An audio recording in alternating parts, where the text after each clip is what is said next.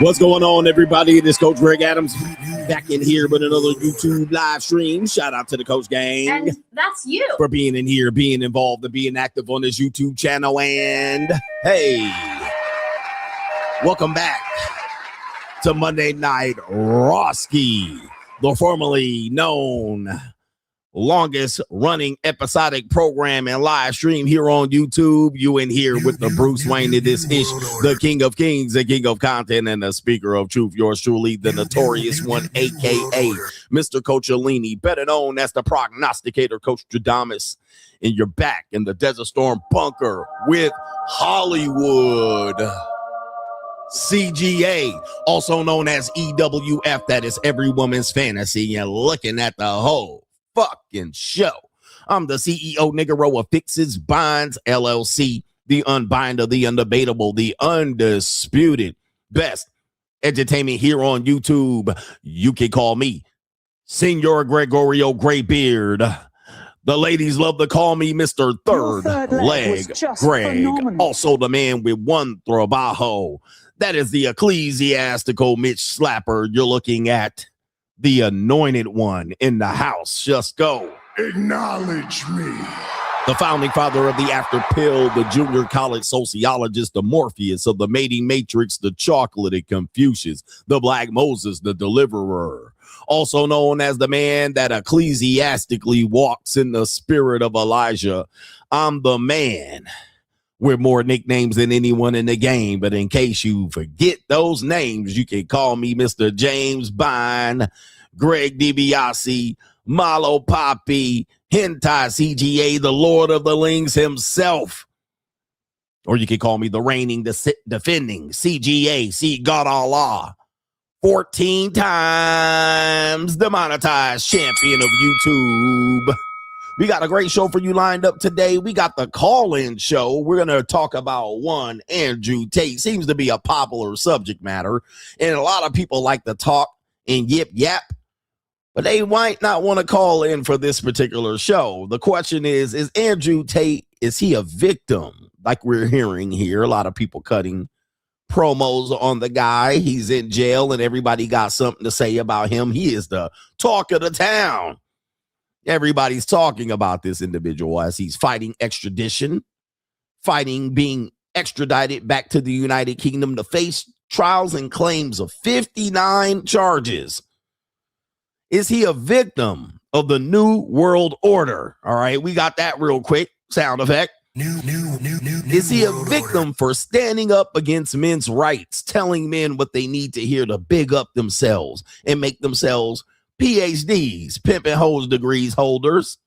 Is he a victim, a martyr, because he was trying to educate young boys on how to move in today's world? Is he a victim because he had announced, suspiciously announced, I'd never heard this, but he had announced that he was going to run for prime minister, all right, of the United Kingdom. New World Order. Completely went over my head. I missed that announcement, but apparently he had announced this particular endeavor about a year and a half ago. And was he a threat to the New World Order? New World Order. Is he a victim because he stood up against feminism and the gynocentric society? Or is it, in fact, he's a predator? All right. Is he, in fact, a predator at the very least? Is he, in fact, a predator? We're going to take a look at some videos that people have cut related to this subject matter. And we're actually going to give you an opportunity to come up and defend your boy. All right. If you want to say what you got to say, you can come up and allow yourself to be heard. Get your wig straight. Comb your nappy ass hair. Hoes, get your wig on. Everybody brush the cold out of their eyes. Brush your teeth. All right. Get your light set up so you can put some skin in the game and show us and tell us what you think of Andrew Tate in this situation. Now, it's odd that people wanted me to stand with the bro and talk about him and big up him and crown the nigga as the top G of the manosphere. But now, I stayed silent for many years about the guy. But now they want me to hush hush. They're like, hey, man, hey, CGA, could you shut up?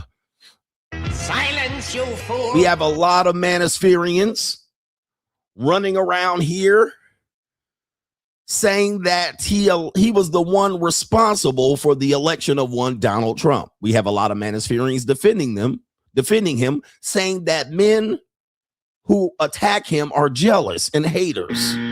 We're going to hear that potentially of that.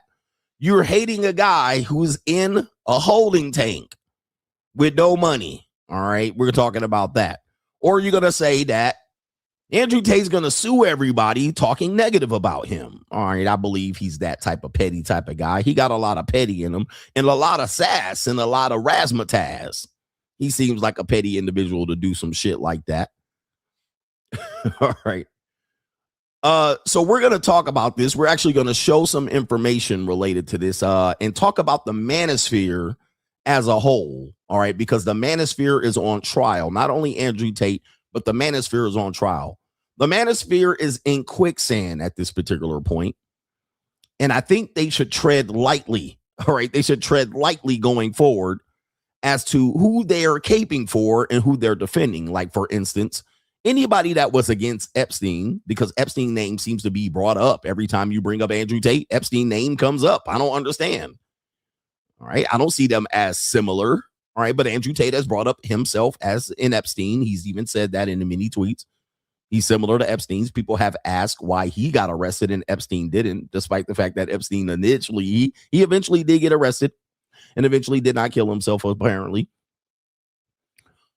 But I've never known one person to defend Epstein. Not one person has openly defended him. In fact, everybody has shunned the guy once they were either on the list or whatnot.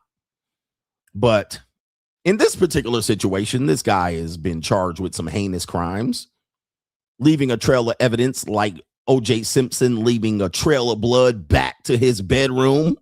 Okay, this guy's left a treasure trove of evidence pretty much showing and telling that, yeah, this is not a good look for him. In fact, one particular piece of evidence a lot of people don't realize is probably going to be used against him, not knowing any details of the case, but it's probably going to be used against him even without the victim testifying in the situation, right? You know, because if a person was a minor at the time of an incident, well, they don't need to turn state's evidence and testify against you. The fact that they cannot consent is enough to bury you. And of course, if you said this person was doing and working for you at said time of being a minor, and they can pull back any evidence of this person appearing naked, well, you're pretty much cooked. I'm gonna just let you know, you're cooked. Ain't nothing you can do.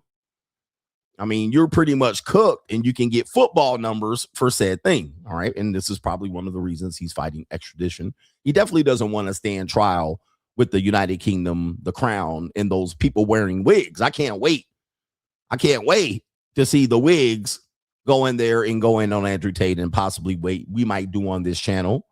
We might even go live. All right. To actually cover the trial. We'll do it live. Okay. No. We'll do it live. Do it live. I'll write it and we'll do it live. All right. So he goes in front of the UK court. They have it out for him. They definitely have a beans. They have a beans, and what do they eat over there in the United Kingdom? Beans and eggs. They eat beans. You know what I mean? I can't go back to London, but they got it out for him, and they're definitely going to try to slam dunk him. And I'm pretty sure Andrew Tate knows that he's going to get many years in prison, possibly the rest of his life. He don't want to do it. Beans and toast. Yeah, I don't like you guys. They gave me some beans one time when I was in the UK. I was like, hell no, I ain't eating that. People in the UK right now probably going to sleep, all right, or on their way to sleep right now. But before we do that, I have been the man that has been checking the temperature and the pulse of the manosphere. And let me just declare, unfortunately, the manosphere is dead, all right? I did check on it this morning, and it's still dead. It is a beaten horse. There's no legs. They have no teeth, no fangs. Okay, it's a clown show at this point. It's a circus. And one of the things that I've tried to do is warn you of this. I've been warning you of this for quite a long time. I said the manosphere is going to eat itself. It's a clown show. The personalities, the perspectives, it's absolutely dead. And actually, I'm going to show you my proof here. All right. Weak men of the manosphere. All right. Manosphere destroyed itself. All right. Right there a year and a half ago. I debated Andrew Wilson, but a lot of people didn't realize at the time because not a lot of people watch me. Right. And so they thought I was representing the manosphere versus Andrew Wilson. And I wasn't. I was representing Hollywood CGA. Okay. People thought I was still talking some manosphere shit. New world order. But I had already transcended, as they said. And my personality, I was already Hollywood CGA. But what happened was people still think that I was, so they pitted us together and they thought that I was going to go against him. And I think his people said, oh, let's take down this manosphere guy or whatever it was. But as I showed up in the after pill. I wasn't representing any manosphere. I was like, nah, but people thought I was. And then once they watched the debate, they were like, oh, CGA seems off. He's not debating as he would debate for the people and the men. And I was like, yeah, I was Hollywood CGA. New world order. Everybody knows that everybody knows that was watching me. All right. Prior to the stream. I think people who were watching who didn't realize prior to the stream that I was Hollywood CGA in that appearance, they were caught off guard. Right. So I went in on his fat, chunky ass wife. I went on to the fact that he was a stepdad and his wife was a schizoid. All right. And people were quite astonished. They were quite caught off guard. All right. So they were like, what happened? That was because I wasn't in defense of the bitch ass space called the manosphere. I wasn't in the space. I wasn't in the defense force of the manosphere. They didn't realize I didn't give a fuck about you bitch ass niggas bursting your bubble about you getting married ecclesiastically. Okay. Then I was trying to educate him and they were using AI to debunk me. And I knew we were cooked. But with that being said, I also said this here on Twitter. And this was June 11th. Unfortunately, a lot of people, I still have the residue on the manosphere on me. And I've been trying to do my best over the last 3 years to chase these bitch ass niggas off my channel. The Coach Greg Adams channel was quite successful. Anytime I fire up a stream or post something, they run, they leave. All right. The bitch ass niggas that have the residue, the aura of disgust of the manosphere. All right. They run from me when I post on the Coach Greg Adams channel. They start subscribing en masse. All right. But I've been saying this for a long time. Look at what I posted. The manosphere was infiltrated. Well, let me say it again. The manosphere was infiltrated by closeted homosexuals, bisexual men, and incels around 2021. Way too much evidence to support this. If you know, you know. Okay. He says, right here. All right. We're getting rid of incels as we speak. All right. You incels, you defenders of the manosphere, you're going to get deleted in the chat. All right. Don't come over here with your maggotry. All right. Don't come over here with your maggotry. All right. You incels, go somewhere else. All right. This show is not for you. But if you incels do want to appear on camera, all right, let me know so we can see what your mama's house look like. So we can see what your mama's house look like. So we can see what that basement looks like. So we can see what your video game room looks like. All right. But let's go back. People don't realize this. And if you study Andrew Tate, he follows suit here. The manosphere was infiltrated by closeted homosexuals, bisexual males, and incels around 2021. And when I posted that, it did get quite the response. It didn't go viral, but it should have. The next day, here's Andrew Tate saying Sneakle tried to sleep with him. Ironic. All right. And then there's Andrew Tate saying Sneeko tried to have sex with me. Timing is everything. I tried to tell you. But not only that, here's the thing. The manosphere was infiltrated by a large group of men who were looking to monetize themselves successfully. And it also was infiltrated by the New World Order. New world order. Okay. It was infiltrated. And because it was it was definitely a place for people to make money. Now, if you know anything about Andrew Tate, his father was a former CIA member. New world order. Confirmed. Who allegedly lived in Russia, learned Russian in 3 months, had a high IQ. New world order. We've seen these men convert from Christianity to Islam all over the world while having orgies and trains and being closeted bisexual and eating pork. I mean, new world order. Okay. We see these men play in your face. Pause. But I've been trying to warn people that this particular space is corrupted. And it further shows it's been corrupted because men are defending this guy named Andrew Tate, which you guys will get a chance to. All right. You guys will get a chance to come on up and defend your king and let me know that we're wrong here. We're just jealous. We're jealous of this guy or something like this. Okay. But I've been trying to warn you and send a warning shot because I was in the space. I was in close to these people. There were a lot of people telling you they had game and they got plenty of hoes, but they were incels. All right. They were just selling you a course. They had nothing to do with getting nan hoes. All right. And some of these guys were closeted tricks. And I knew this because I was going to seminars and these people were in and around these people and they were telling me, oh, these guys hire hookers and prostitutes. All right. And so forth and so on. Well, that's neither here nor there. That's neither here nor there. What we need to actually discuss related to this is this is we need to discuss. All right, hold on for a second. Where's my tab here? Okay, we got tab here. Is this the one? Okay, tab number 1. This is an article put out. The Manosphere is on trial, and I don't think the Manosphere can wriggle out of it because they're embarrassing themselves at this point. They're embarrassing themselves. The Manosphere isn't a movement. It's a multi-billion-dollar grievance industry. Many young men are driven to resentment and financially exploited as influencers sell them classes, pills, and the illusion of clout, and so forth and so on. Okay. And it says right here, why people ask are boys so politically extreme, spouting misogynist rhetoric, and increasingly drawn into risky crypto schemes and online gambling. How did they become so lonely with their depression symptoms being overlooked? And they're talking about the rise of Trump, the meathead machismo.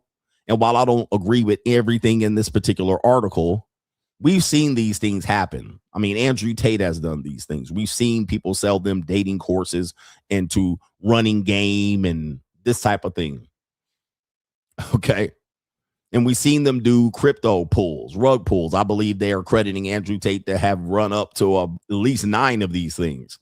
All right. None that I know of. All right. But they're alleging that this has happened.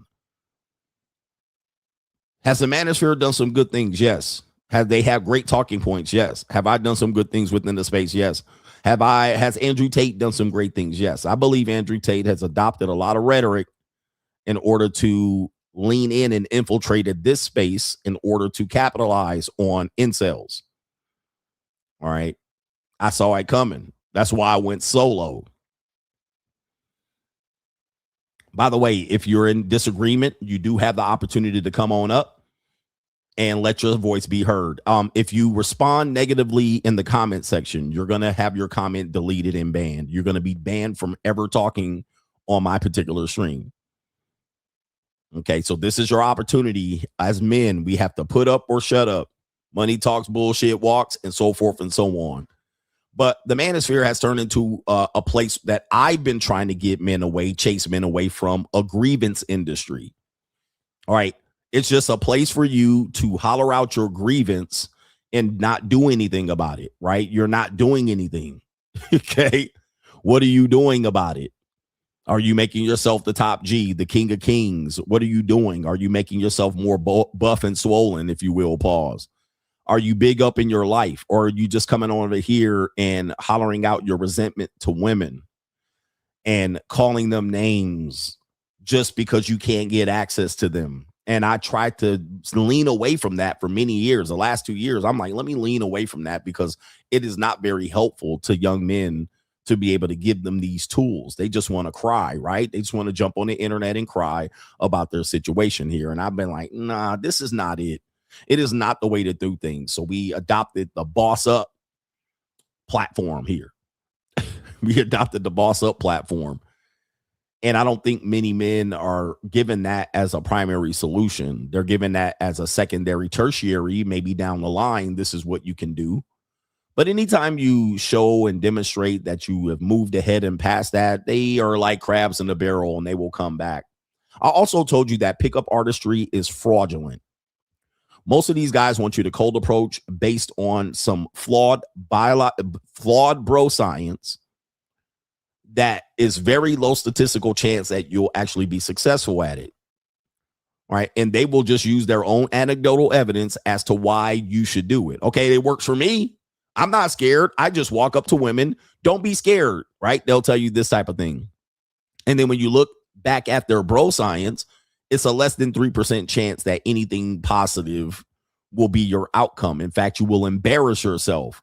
Don't be afraid of rejection. You will embarrass yourself most of the time. And I actually warn people about this particular group for a long time. They're predators. I've been telling you they've been predators for a long time. People didn't want to listen to me. And I said, in the current state of how things are run, you're going to look like a predator more than you're going to have a positive outcome. Well, most of these guys didn't have a reputation to lean on anyway, so they continue to push that over there, right? Most of their business, and I'm not here to shit on their business, most of their business and survival is linked towards getting you to approach women out in the wild, despite the fact that if you go out, just go out and use your own eyes, go out to anywhere but where low lifes hang out, you will not see many people approaching women, certainly not approaching women in high numbers, right? In volume. Like, don't go to the hole in the wall, podunk town club in the middle of Detroit. Go somewhere where people are acting civilized, where there's a little stitch of decorum, and you will find none of these guys approaching random women in the wild. None. You won't see it. All right. Go somewhere. Go in the middle of the Las Vegas Strip. Nobody's approaching women one by one, willy-nilly, just running up their numbers. Go to Target. Nobody's approaching. Go to Walmart. Nobody's approaching women. You don't see it. Downtown Minneapolis, you don't see people doing it. Now, if you go somewhere like, Roscoe's Chicken and Waffles, you'll see low-life creeps and predators doing this particular thing, walking up to randoms, probably, but you're not going to see it in mass. You're not going to see it. It's what they're telling you is happening, but you don't see it, right? Now, you might see it here and there randomly, but most of the time, the woman's involved in their interaction. Let's say it's a late night. You're talking about a nightclub. Everything's letting out. There's some parking lot pimping. There's some flirtation. The woman looks, he looks, and then there's some sort of approach. But there, you don't see it as often as men tout that they're doing it. You don't see it. Okay. Now watch this. As CGA told you, it's going to always be seen as a predatory act, despite the fact that you might think it's not, and it's okay. But I said, watch this. I said, Instagram, these accounts are going to start banning these cold approachers. Okay. Let me see here. And of course, a lot of people have made their business centered around these meta glasses. Let's go ahead and do this right here. Let's pop this up on your screen. And CGA wins again. I was like, just give it time. I'm going to be right. This is according to Business Insider. This was released July 23rd. Instagram now banning pickup artists and pranksters who use meta glasses. As I said, okay, as I said, I told you. Despite the fact they'll tell you it's okay, it's all right, just be a man, it's still going to be seen as predatory, and the manosphere guys just won't listen to me. They won't listen to me. In fact, all of my heat on YouTube has come from manosphere guys. This is why I can't associate with the manosphere and defend it if your so-called kings of the space always seem to attack me. All right. They always seem to attack me. All your names seem to come after me, and I don't even start the shit. All right. So that's neither here nor there. But they're banning pickup artist accounts who use meta glasses. And a lot of people have to figure out how they're going to do this, meaning they're going to have to have you they're going to have the invisible photographer now. They're going to have the invisible photographer. Says Instagram is cracking down on videos shot on meta glasses that feature harassment of strangers in public places, such as the obnoxious prank videos that Business Insider reported on this spring. In an Instagram story, Instagram's head, Adam Mosseri, said that such video content would now be banned on the platform. You got to watch out. If you're posting content that is taking advantage of people and harassing them, let me stop like that. Like those, like a lot of those pickup line kind of videos that were heard of or seen, then we're going to take the content down. And somebody said they're still approaching on Bourbon Street. Exactly. That's the type of environment I would expect people to approach. But also the women are flirting on Bourbon Street. These are not cold approaches. People, you're trying to say that's a cold approach. That's not a cold approach. If women are on Bourbon Street, they are intended to be approached. Okay, that's not cold. Those women are flirting and trying to hook up too, or at least intended they're there for flirting. A cold approach would be you're in Target, the woman's completely looking for lip gloss, and you just tap her on the shoulder. That's a cold approach. All right, she's in Whole Foods. She's coming down the escalator at H&M. That's a cold approach. Not in the middle of Bourbon Street. That's not a cold approach. Not in the nightclub. That's not a cold approach. All right, those don't qualify as a cold approach at all. Okay, now watch this. And I said this, and the reason I know this is because YouTube has slapped me on the wrist. I lost a week of live streaming for this reason. Okay, I lost a week of live streaming. If you're posting content that is taking advantage of people and harassing them.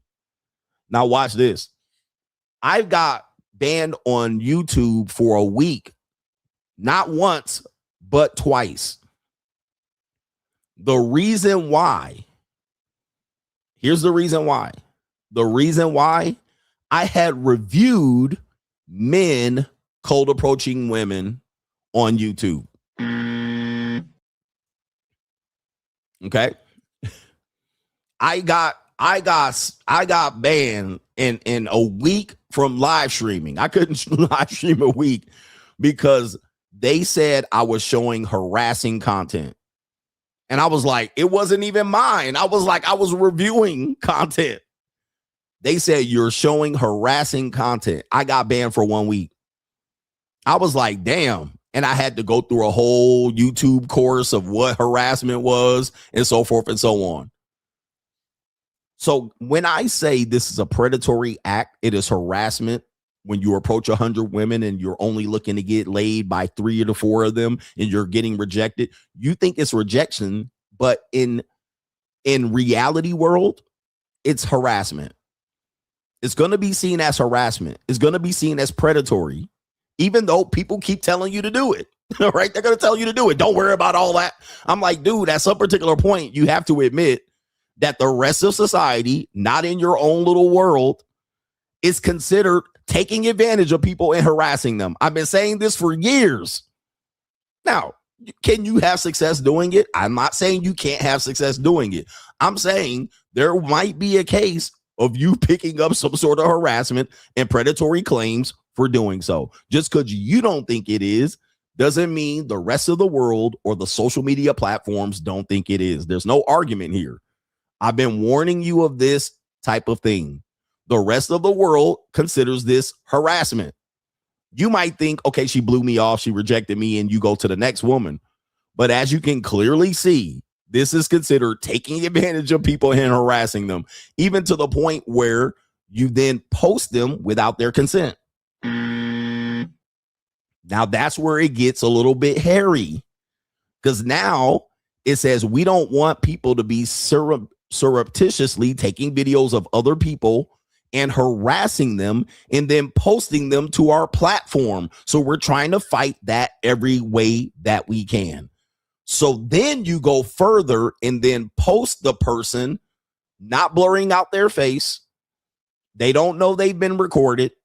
Sometimes you have blatted out the little light. Sometimes people have figured out how to sell you a thing to turn off the little light recording. And you still say that this is an okay thing to teach. When I've been on the telling you this is going to be seen as predatory act. Okay. And the evidence is clearly on my side, not even close. It's clearly on my side. And not only that, you have the fact that anything that a man does is going to be considered predatory. All right. Even if you have a relationship with a woman, it's going to be seen as predatory.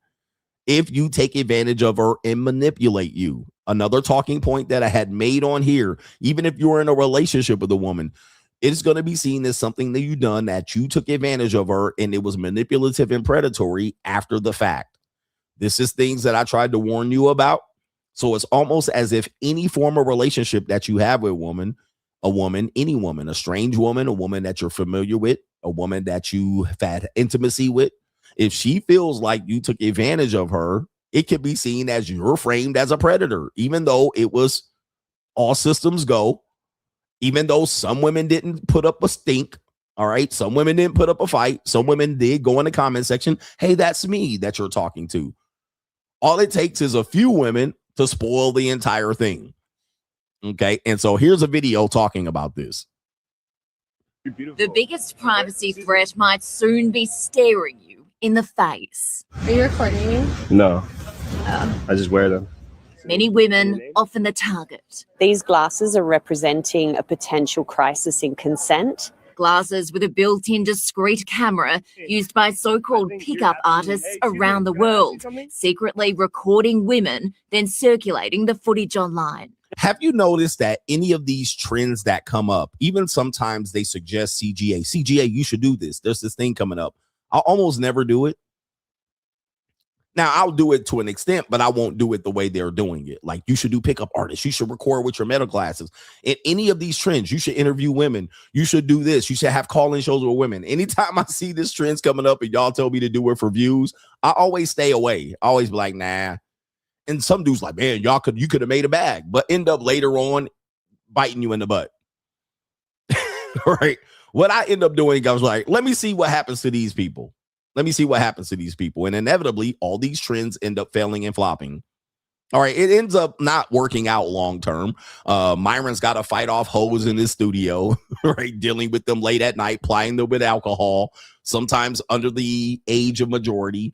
You have the pickup artists. Some people get famous for a hot minute, then they're not around anymore. What has always continued to work for me is just come up here and talk your shit. Just come up here and talk your shit. All right, this works for me, and then show my lifestyle. That's it. All right, I'm not trying to always hop on the next trend. And as you can see, I'm still here to an extent with a little bit of crumb of credibility.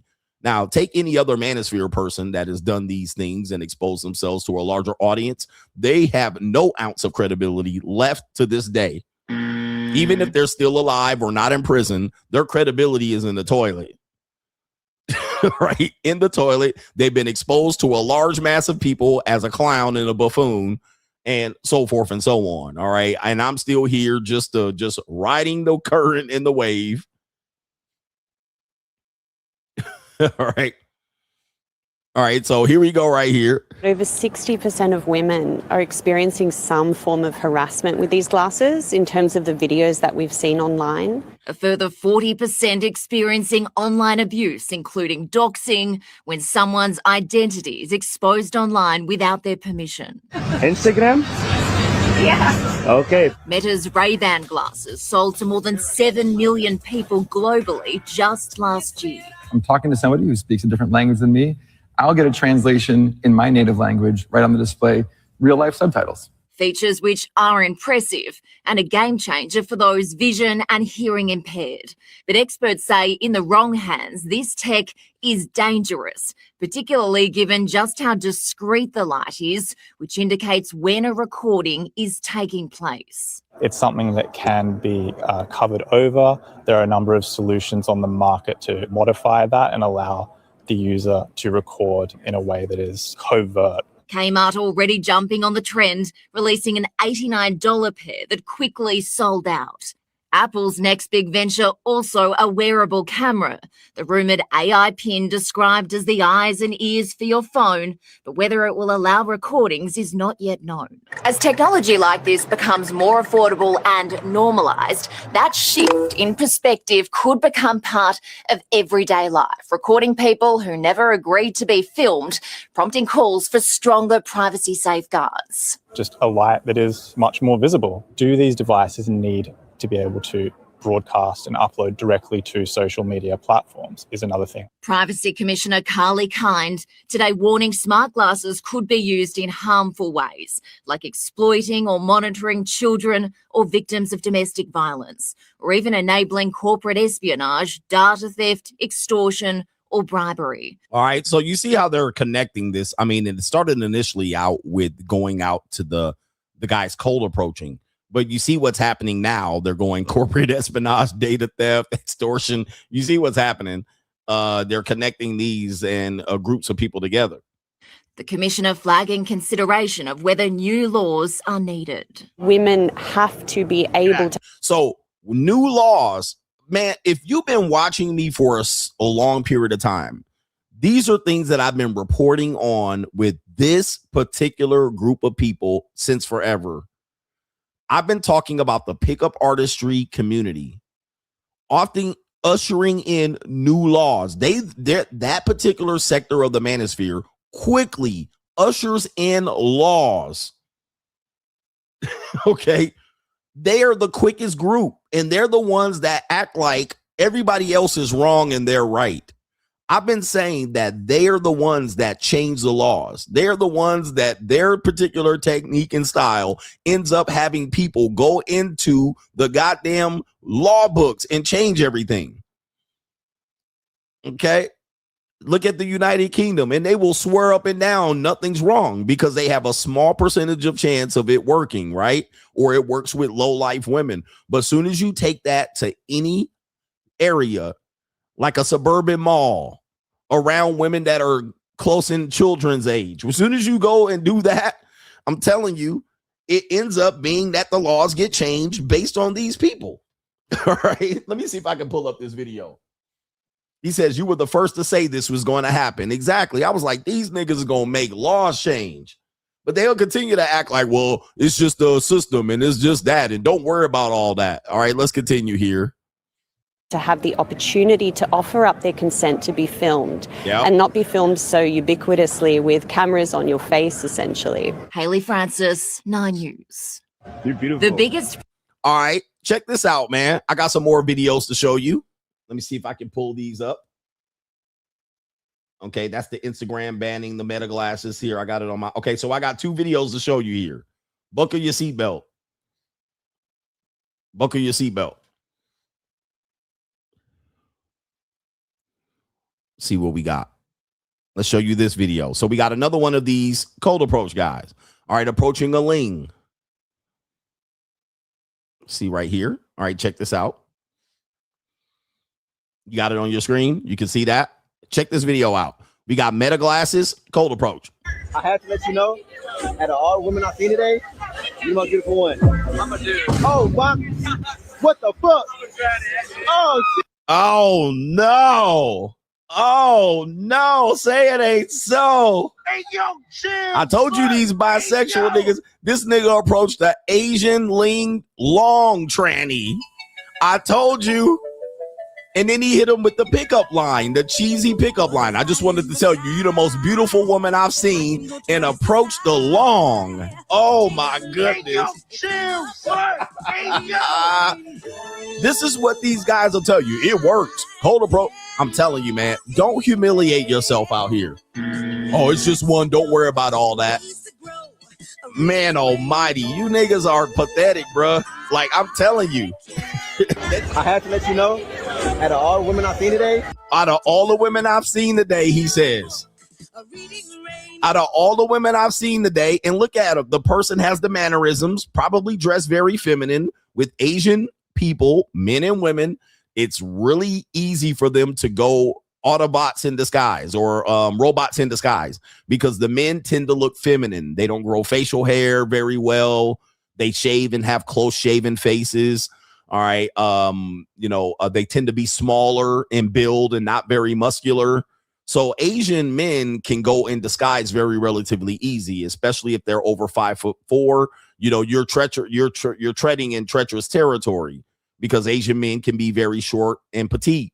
All right. And small. You know, Asian women can typically be flat chested and still be considered as valuable. Right. So they can have the chest of a male. All right. You can't really tell the difference. They can jump over there to the female side. They all have to do is grow long hair and have a close shaven face. And if you're not paying attention, you can be talking to a long. All right. Just like that. And the mannerisms, they can pick up and be kind of a woman really quickly and easily. You're my beautiful one. Out of all the women he's seen, you're the most beautiful one. And I'm a dude. Oh, wow. I'm a dude. Just like that. You approached the long, not a ling, and not a very long. Pause.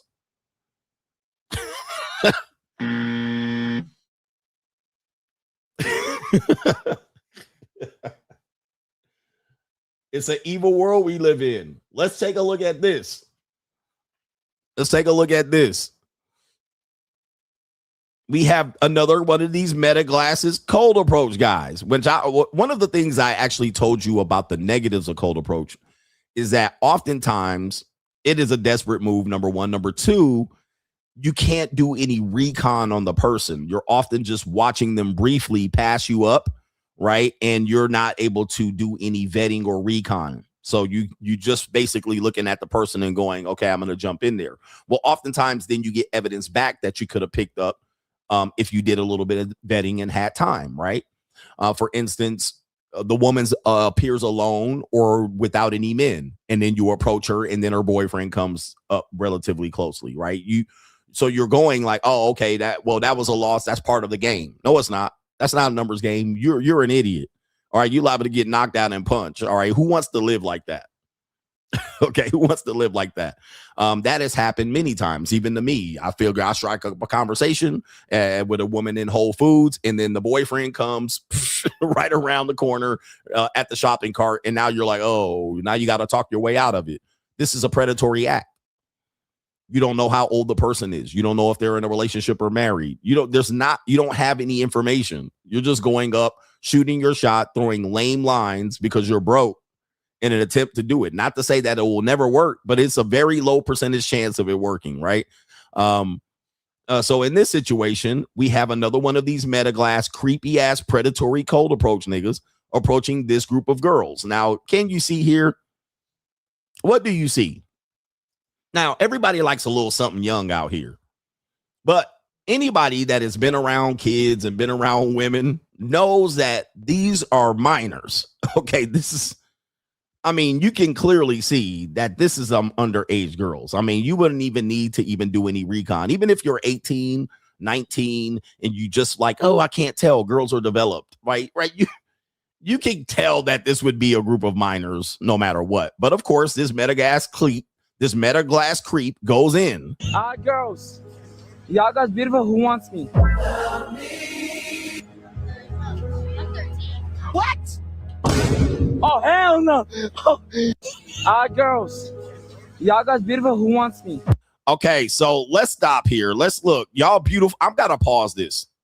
Not only are they young, these are middle schoolers, possibly sixth graders, bruh. I mean, possibly sixth graders. I mean, I know Andrew Tate likes them young, and you Andrew Tater Tots like them young, but these are possibly 6th or 7th graders. I mean, look at this. I mean, this woman looks like a tadpole right here. And of course, he posted these people.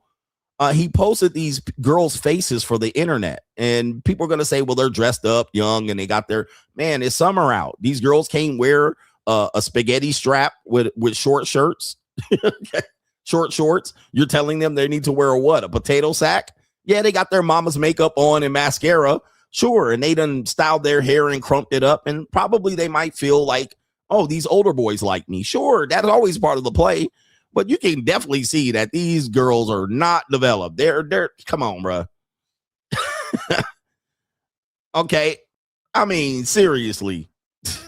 Seriously.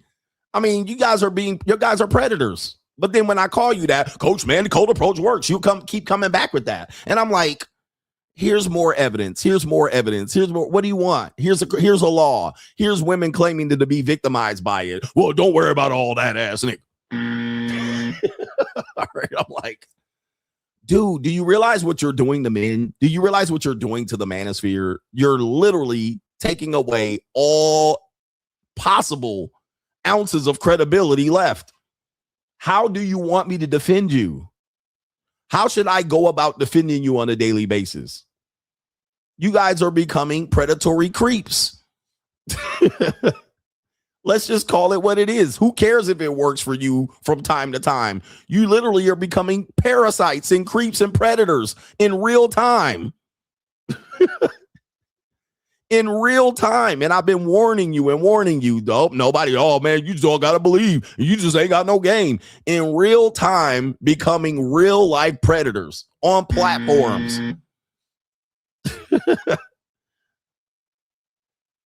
You know, what more do you want me to argue? Jesus. Just stop. Get some help. Get some help. You on screen approaching transgenders as in desperation and in teeny boppers. How much more do you want in terms of evidence as to probably not teach men that this is the only way they can get laid? Like, come on, man. There's another way. There's another way. Right. But when I tell you the male space is turned into a group of imbeciles, it is what it is. These men are imbeciles. Right? Not only are they predators, they're imbeciles. So it's like, why would I continue to try to make sense to this group of people? All right, we got this right here. Let's get into this Andrew Tate shit. All right, I'm going to play a couple of videos. And then you can sound off about this particular issue here. Okay, video number one. All right, video number one is Andrew Tate saying that his particular strategy of getting women. All right, here we go right here. On Instagram. I was contacted by Andrew Tate, the older of the Tate brothers, 3 years ago when I was just 16. Daria was 16 when she says she received a private message on Instagram. It read simply Romanian girl, followed by a strawberry emoji. Okay, so this is an allegation of Andrew Tate recruiting 16-year-old girls, all right, for whatever he's trying to do. Maybe he was trying to date them, romance them, lover boy, play scan them. This woman claims that. Andrew Tate does go on and admit that this is what he does. We're going to play this part of the video. All right, this is, and people are going to be like, this is old. Guys, this is new to the new world. Okay, the world is now discovering this as new. Let's continue.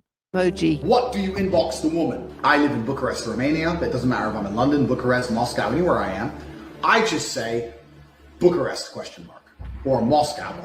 Or London ? Sometimes, because like I said, intrigue, I'll put a completely pointless emoji on the end. Some cherries, or an orange, or a strawberry. I asked around to my other friends and my classmates who were also 15, 16 at the time. And a couple of them also told me they received messages. So I messaged her. She's like, I'm only 16. I was like, give a f***. Know about me. It was a pretty well-known fact that he had kind of a network of young girls. All right, so let me stop right here. Let me just say this. All right, people are talking about the age of consent is 16 in certain places, and we certainly have talked about this. But one of the things that I've been trying to tell men is that while the age of consent is 16, I don't want you at any age over 20 to be considering. Really over 19 is where the line should be, considering any active relationship with a woman that is 16. I don't care where you are, where you're traveling to, what the age is when you travel. I don't think that that's a good thing to practice, because then you're just getting into treacherous territory, and then you're going to be approaching them tadpoles a little bit later on. And anybody using that as a defense is ignorant, because when it comes to it, what you're going to probably be faced with understanding is he's accused or alleged as to have these girls working cam work. So while the age of consent for sex could be 16 and where you are, and you might think you're in fair game, but once you put them on camera and record them, they still need to be 18. They still gonna need to be 18. So just because she's 16 and able to consent sexually doesn't mean they can be recorded, cam work, and do any of that, and doing anything related to pornography. You still have images of a minor or a child, and you can get got for that. All right, you can get got for that. Now, he is going to go further and say Islam, which, you know, Islam has been for better or for worse, known for people, certain sects of Islam, known sects, SECT, sects, has been known to have relationships and maybe arranged marriages with women who are minors. Okay, so now this isn't all of them, but this is kind of an out for you to be able to claim you're a Muslim in order to take advantage of this. All right. And so this is where he's going to go next related to this conversation. This is him. And I'm not going to say who he's with, because this guy who he's with, I know who he's with. And unfortunately, this is why I've seen, this is why I've said, I'm glad I never did any content with him, because now the mass media not only has his face out there, but your face out there. Okay, so I'm glad I never appeared on film with this nigga, right? To be honest with you, because the world doesn't look at it the way the fake incel manosphere is going to look at defending this guy. You're going to look like you're defending an absolute complete creep. All right, and I'm glad my face ain't attached to this nigga. All right, so let's continue. The best frame on earth. I want a virgin wife at 16 who's going to obey me. That's what I want. Okay, so that's what I want. A virgin wife at 16 that's going to obey me. Now, again, like I said, you might say legally that's okay. You might, and listen, you might carry out some sort of mission to be able to complete this type of mission, which he's done.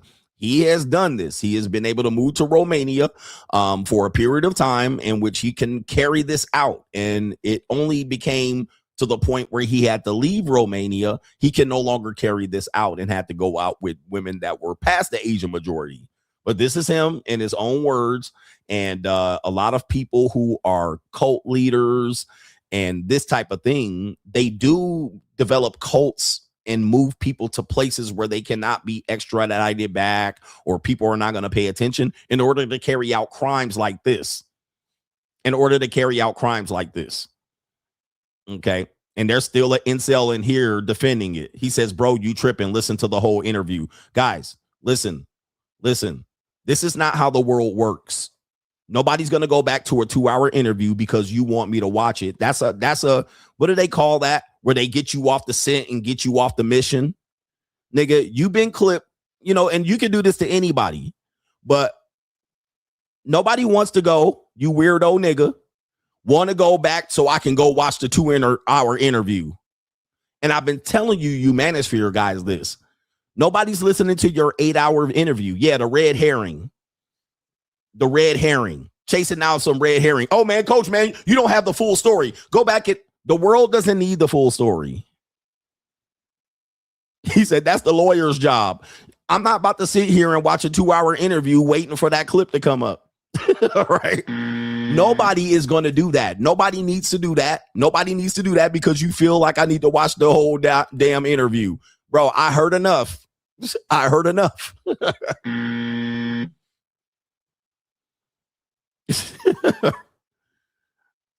And you guys have tried that in the manosphere. Somebody has a claim against them. You jump up here for 6 hours. Hey, he produced the receipts. Watch the whole stream. I don't have to watch the whole stream because you saying they pulled out all the receipts. Who remembers me saying that?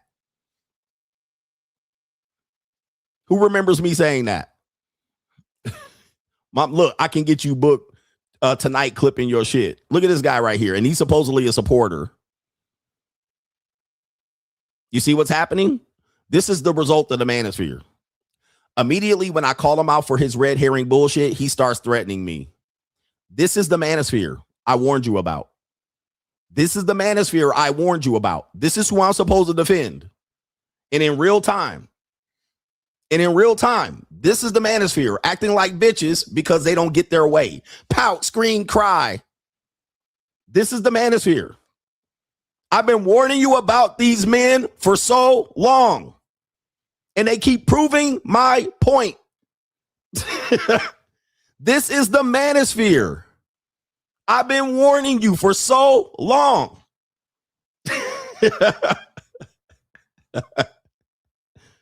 Look at him. He raging.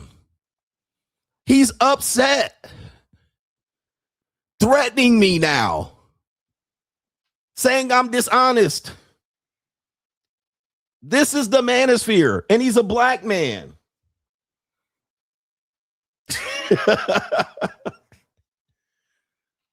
Why? I swear to God, this is the manosphere. I warned you about these men. Look at this bitch ass nigga. I warned you about this space. Soon as you go against them, they turn into victimized women. They turn into victimized women. These are the men y'all supposed to be. I've been proving my point. Divas. Soon as you go against their narrative, they start threatening you. They start making hit pieces on you.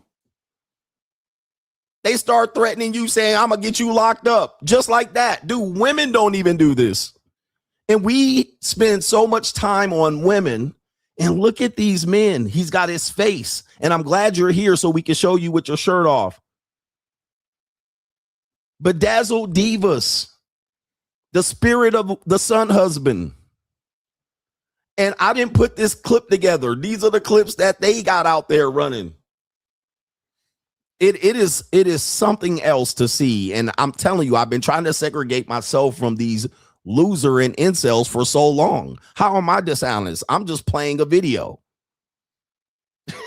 All right. It is a sad sight to see, but of course, we're going to give you an opportunity to come and defend them. You can come on up, Adrian. Come on up. We can allow you to come up and cam up. All right. Give me about 20 more minutes. We'll allow you to cam up. All right, but Broke nigga alert. Broke nigga alert. Broke nigga alert. Broke nigga alert. Broke nigga alert. Broke nigga alert. Broke nigga alert. okay, the tater tots are upset, and I didn't even say the shit. I didn't even say none of this. I'm playing the clip without context. Of course I am. But is the context matter? Okay, we'll play some more clips. We'll see what you want to say here. We'll play some more clips. Put your wig on. Go comb your hair. We'll be back. Here we go. Cram up. This is Andrew Tate. You know, you said it looks like I'm in a teenage girl's bedroom. Yeah. To some people, that would be an insult. But to me, I find that quite flattering, to be honest. That's exactly what you'd expect. All right, that's exactly. Okay, he wants to be in a teenage girl's bedroom. Now, let me just say this.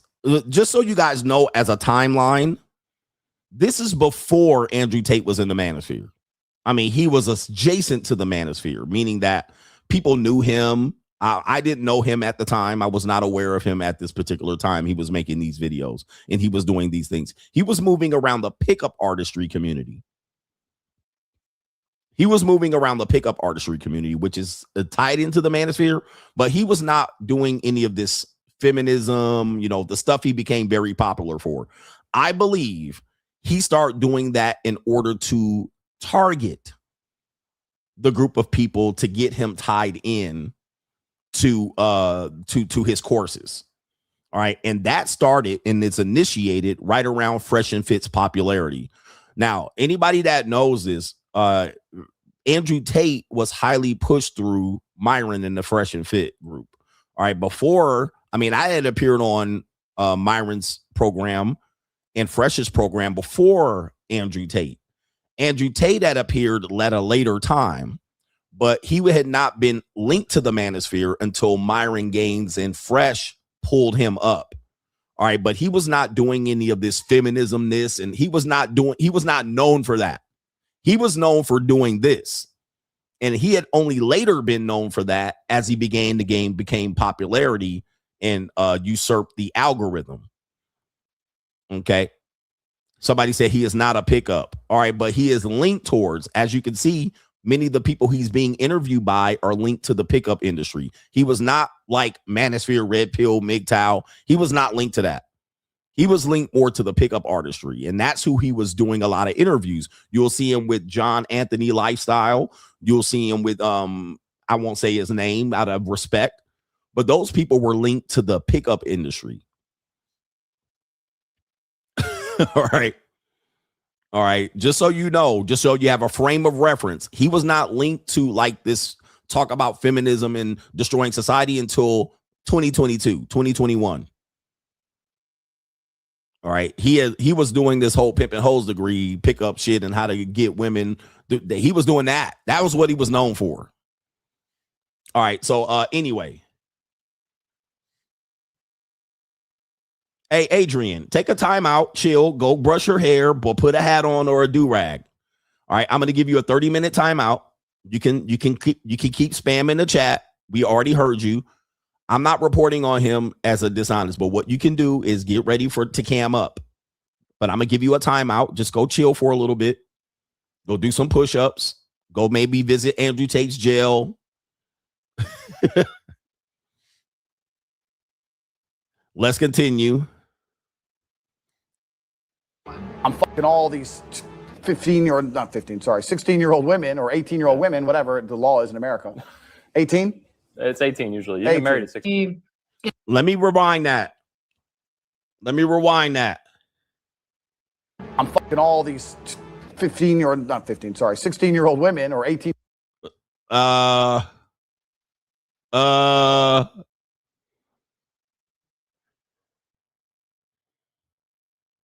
Now, I've had my hands on some young women. I put my hands on some young women's hips.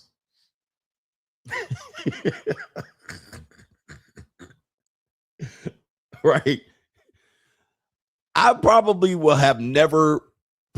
would slip and think and to say that the girl was in that range of 15 or 16. It never would be close to that. It never would come to that.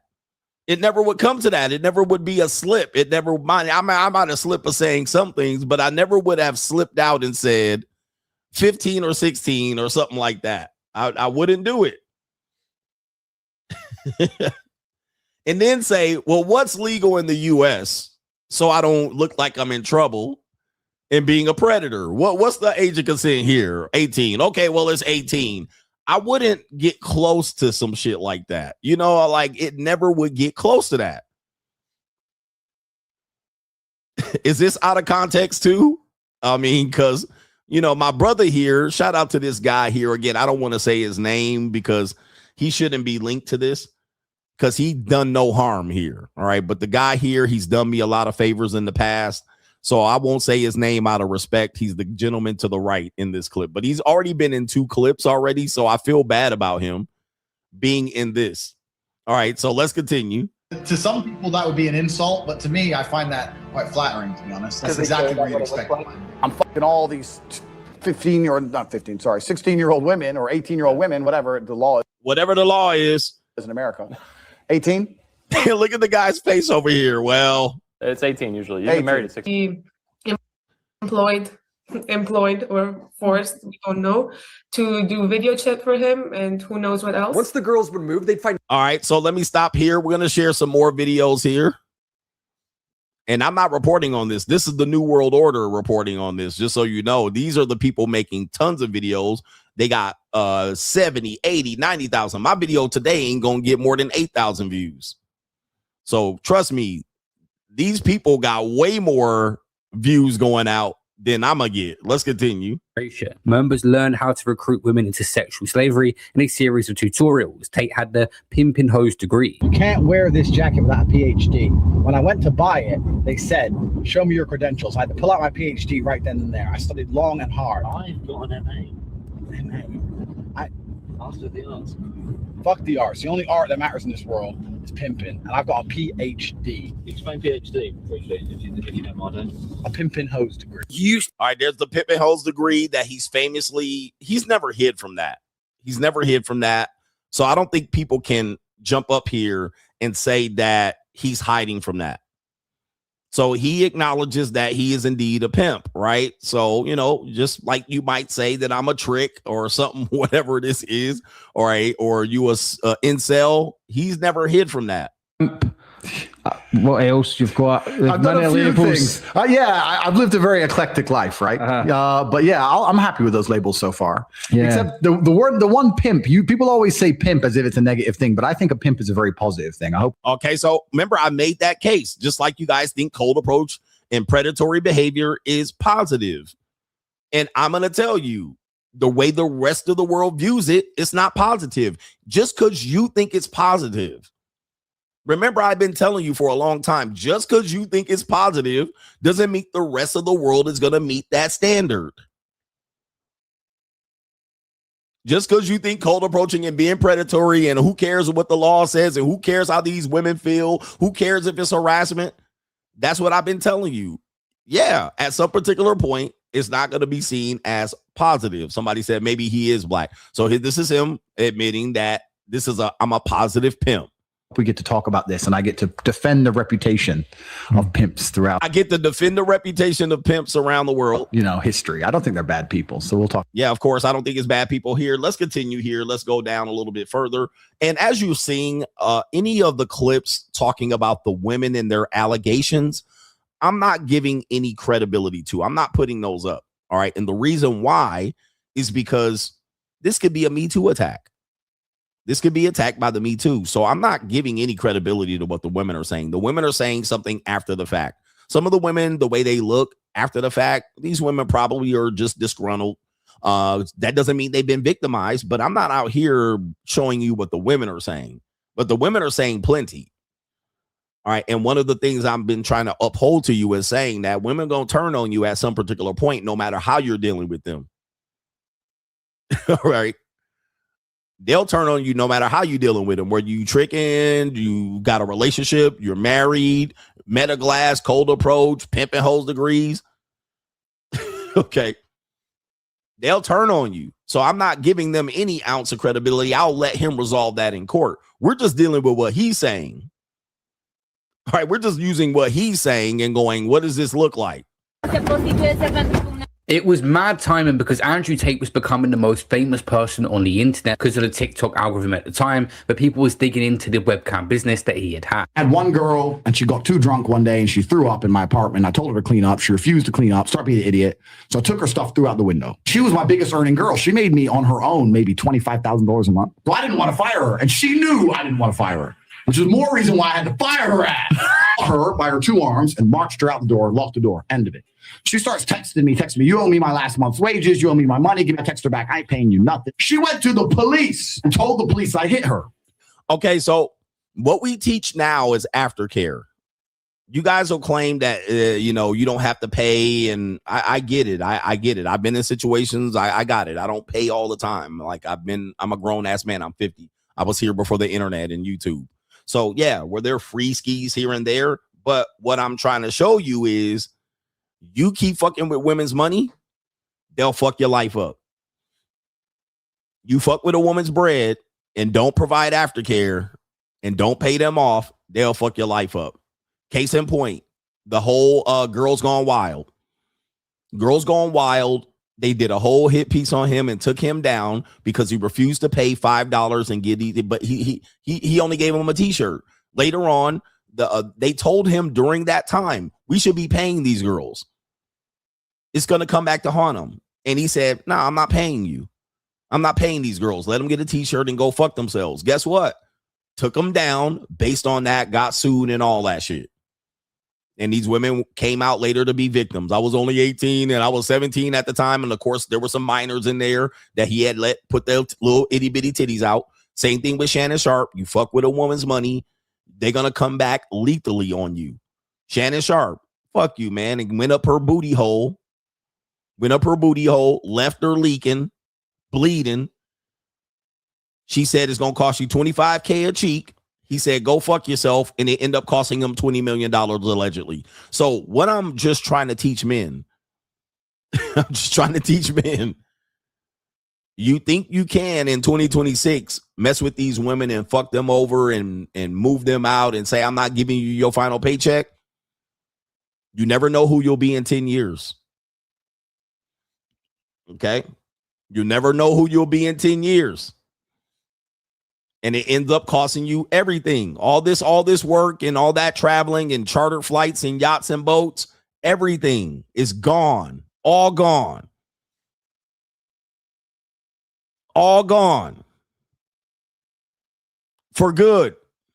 When I didn't. 5 a.m, 4 months later, I'm laying in bed and I heard the door, boom, boom, boom, boom. Police bust in. Yeah. Fully armored, helmet, the big boys came. And they're like, you're under arrest for a suspicion of assault of this dumb hoe. I didn't touch that dumb hoe. Yeah. Police were like, well, look, don't talk to us. We just have to bring you in, talk to the investigator. So I went to the investigator. They kept me in a cell for a day and a half. They sent officers to raid my house, took all my electronics, took all my phones, all my laptops, went through my entire personal life, found 11 new things to raise charges against me. Yeah, but he could have just paid him off. He could have just paid her off, right? He could have paid her wages. Let's continue. Tate brothers defended himself, saying Tristan Tate was dating that woman. She come over and her boyfriend found out she was staying there, so she pulled off some sort of stunt to make it all happen because her boyfriend was jealous, is what they claimed. All right, so they claimed that the boyfriend was jealous and this type of thing here. How does that even measure out if she was the one making money already? All right, so that means she had been there for a while, not just a one-off fling. Let's continue. Moving forward. Let's see if we can catch this. I do have another thing to pull up. All right, that they're talking about the strawberry thing, and some of you guys have tried to attempt to do this type of thing, right? You tried to attempt to these are some of the women here allegedly. Stars. Tyson told me that she spoke to John over Skype and found her really lovely, like a friend I've known a long time. The shop paid. Dealing with these type of women, I know you might think that these women are free to you and these women are great. These women are predators themselves. Okay, let me turn the volume down on this. If you think you're going to commence to deal with these Eastern European, Latvian, Russian predator, Transylvania bitches, if you think you want to be around these women, these are apex predators. So just as much as Tate is a predator, these women are predators too. These women will bite your head off. You fuck around with them. You do not want to think you want to fuck around and be around these women. The only way you want to be around these women is short time, 30 minutes, and pay her off $1,000 and get the fuck out of my face. You do not want to be out here trying to put these women on your program and train them up and be with them every day, babysitting them and making sure they got their. Nah, bruh. You don't want to do this. You don't want this a part of your life. All right. You would deal with these women on short time. Go to some nightclub in Vienna, Austria. She got a collar around her neck. Go in and deal with her in the back room and let the pimps and all the niggas all clean it up. Let the madam come in there and clean up and change the sheets and dip. But if you think you want to manage these women, you don't want no parts of this. Trust me, as a man, these women sink their teeth into your neck. They don't play around, these women. These women are, dare I say, evil. All right, I'm talking about evil, manipulative, predatory. You think they down for you and they ain't. I would just say, you don't want this shit. You don't want this type of work. Yeah. Okay. Whoever this woman is, you don't want that. These women look good. Let's say this is your type. These women look good, but these women are for fun, bruh. These women ain't to be around all day long. Trust me. All right. I'm going to just let you know, man. These are women that you just want for a fun time, not around long. Do not tell them your real fucking name. Don't let them live in your house. None of this shit. All right. This is not what you want. Okay. That's just me trying to tell you guys, man. You don't want that shit. Them women are bad news. And any women closely linked to them. All right. So it's very deflating to deal with those type of women on a daily basis and manage them and their expectations, them stabbing you in the back and plotting and no. We got more of these apex predators right here. These are apex predators. And when I say apex predators, this is not a pejorative. This is actually giving them a lot of credibility. Okay, because an apex predator is at the top of the food chain. These are the top of the top animals or mammals that can kill you. insects or serpents that can kill you. All right. So they're designed to kill. They're designed to destroy. Jezebel spirit. Yeah, they're fun and all, fun dolls. You might be able to get them in the basement of some nightclub and have your way with them for a little bit, but you better get the fuck out of these women's presence. Okay, and none of you niggas are designed to be around these people, man. These people are rough and tough and tumble. All right, trust me on this one. You don't want these people attached to your name and reputation. Conniving. They've been around with millionaires and billionaires and been shatted on. I say this all allegedly. These women are aimed and hell-bent to find the weakness in you and destroy it. And that's what he surrounded himself by. I'm going to say allegedly. He has surrounded himself around these women. You think he can trust these women, any of these type of women? And yes, these women are closely connected to organized crime and niggas that run drugs and mafias and cartelos. You don't want this life. I don't want these women. I wouldn't depend on these women for my goddamn life at all, bro. All right, let me continue here. You don't want this smoke. We got him here talking about how he controls these women, allegedly. Let's go ahead and play this. This is him and Justin Waller. How the restrictions and the boundaries you put on a woman in terms of who she can talk to, where she can go, these kind of things. Yeah, absolutely. So you have to be very careful with this, and I'm very careful when I talk about this, because I don't want to be autistic, right?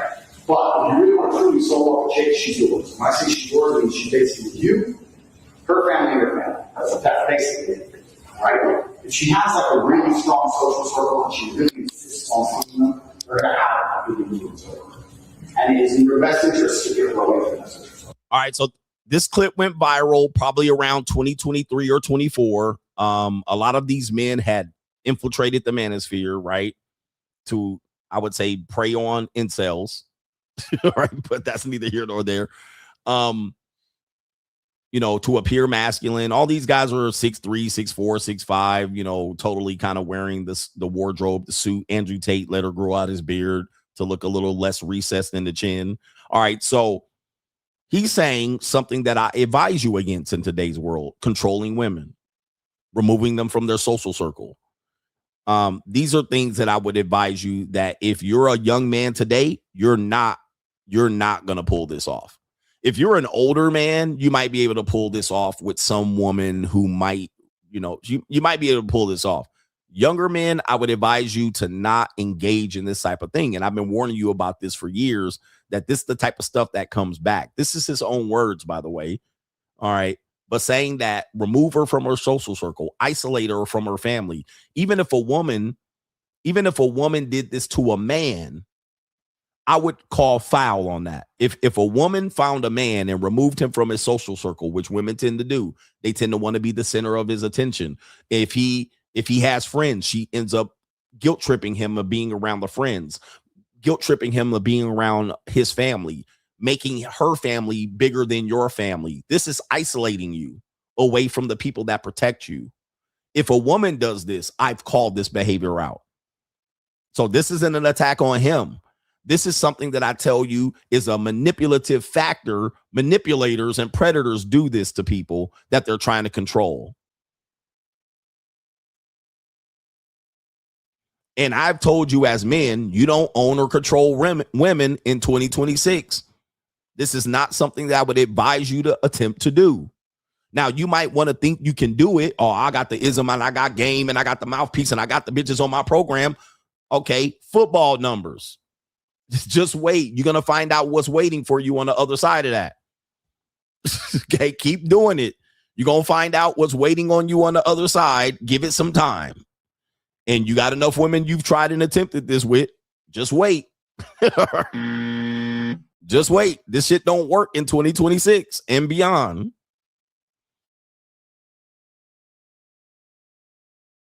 When she landed in Bucharest, he picked. All right, let me stop here. I think there's another video clip that I wanted to show here related to this to particular group. All right, he has his lawyer out here. His lawyer's probably watching. Lawyer, you can come in, you know, because I know you're on the defense force. You can sign up as well and click the link. Once I put the link up, you can come in here, defend your client if you want. And I don't know any reputable lawyer that will be out talking as much as his lawyer's talking in the court of public opinion. Like, I don't know any lawyer that would be trying their case with their client on a podcast. Like, that shit is questionable to me. All right. I mean, a lawyer should be quiet as kept because what you say could be entered into state evidence.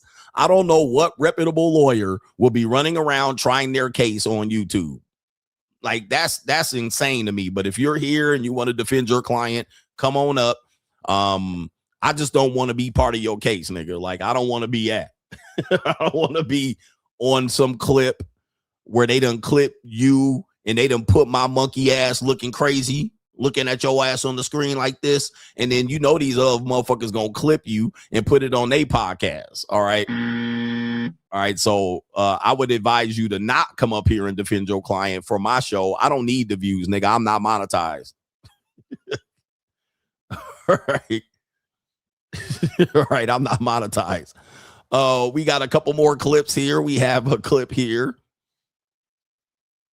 Oh, I'll save these for later. I'll save these for later.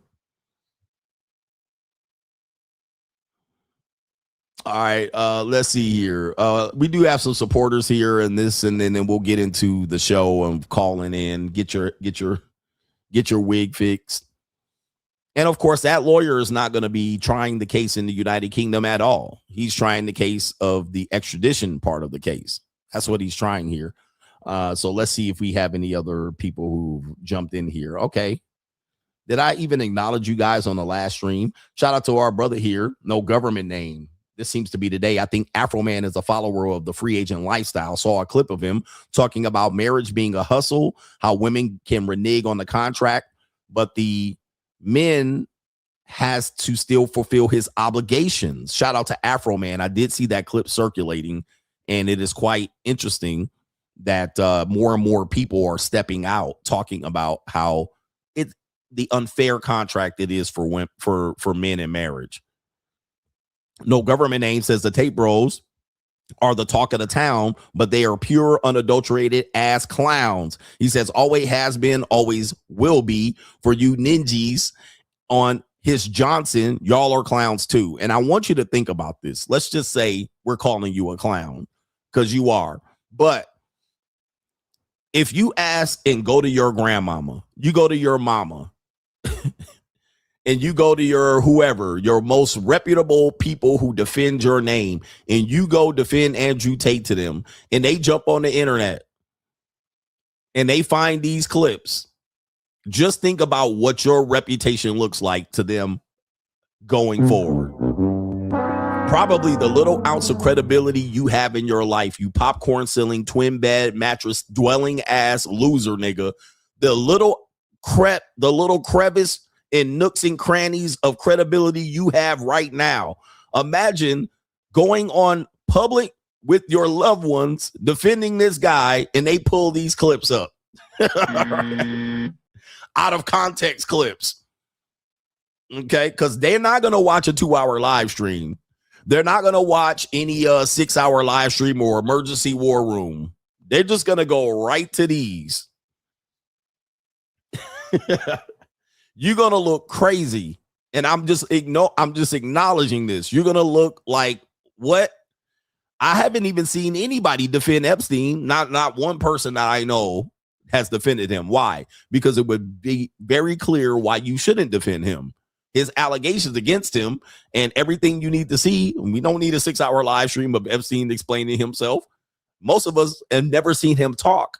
I have on depositions, but nobody would be out here. Well, Epstein was absolutely innocent. They're trying him and are persecuting him, trying to get revenge with the New World Order. Nobody would ever do that. I would ask you, why are you doing this with the clips that you've seen? Like, why would you do this? I would just step on the sideline and be like, well, let's see what happens to the nigga, you know, because anything that comes out more than this is going to make you look crazy. Any more than this is going to make you look insane. And for what? Remember, my question is for what? Maybe you can answer that. Martin Muhammad, not sure if this question should be reserved for the money mindset, but I'm curious if you use a drone to get the high elevated footage on the beach intro or the old intro when you're walking up the driveway in the blue sports coat. I bought a drone. Yes, both of those are videographers that shot that, but those are drones. Both of those are drones, but it wasn't my drone. I do have like 5 drones in here, but yes, those are drones that the videographer bought to the shoot. All right, drone footage can dramatically change your editing and how you're presented. All right, we got cash apps. Hustle Every Day says, he said, Transylvania, bitches. Ninja, I'm laughing. Transylvania. All right. And by the way, I've been saying that for years about his location. He's in Transylvania. All right. And I say that, and for people who don't know, I've actually said that to women in real time as well. When I was in Prague, I met a young woman that was from Romania. And I asked her, where was she from? And she said, Bucharest. And I then countered with, are you from Transylvania? So this is not a shade or a diss to the women or Andrew Tate. This is something that I have said, and I will produce the said evidence of this just so you can see. Anybody that is from Romania, I immediately ask them if they're from Transylvania. All right. So let me see here. Because a lot of dudes don't, they take my shit out of context and think I'm attacking a nigga. And I'm like, I'm not. This is just a joke that I've used for anybody from Romania. Let's see if I can pull up the clip of the said situation here. And I'm almost have it right here. Okay. So here we go right here. Let's see if we can pump the volume up on this one. Let's see. I want to film you. Yes. How are you? From Romania. Good. How are you? Good. You speak Louisa. good. Louisa. My name is Greg. Nice to meet you. Good to meet you. From what, Bucharest? From Bucharest. Or Transylvania? Bucharest. All right.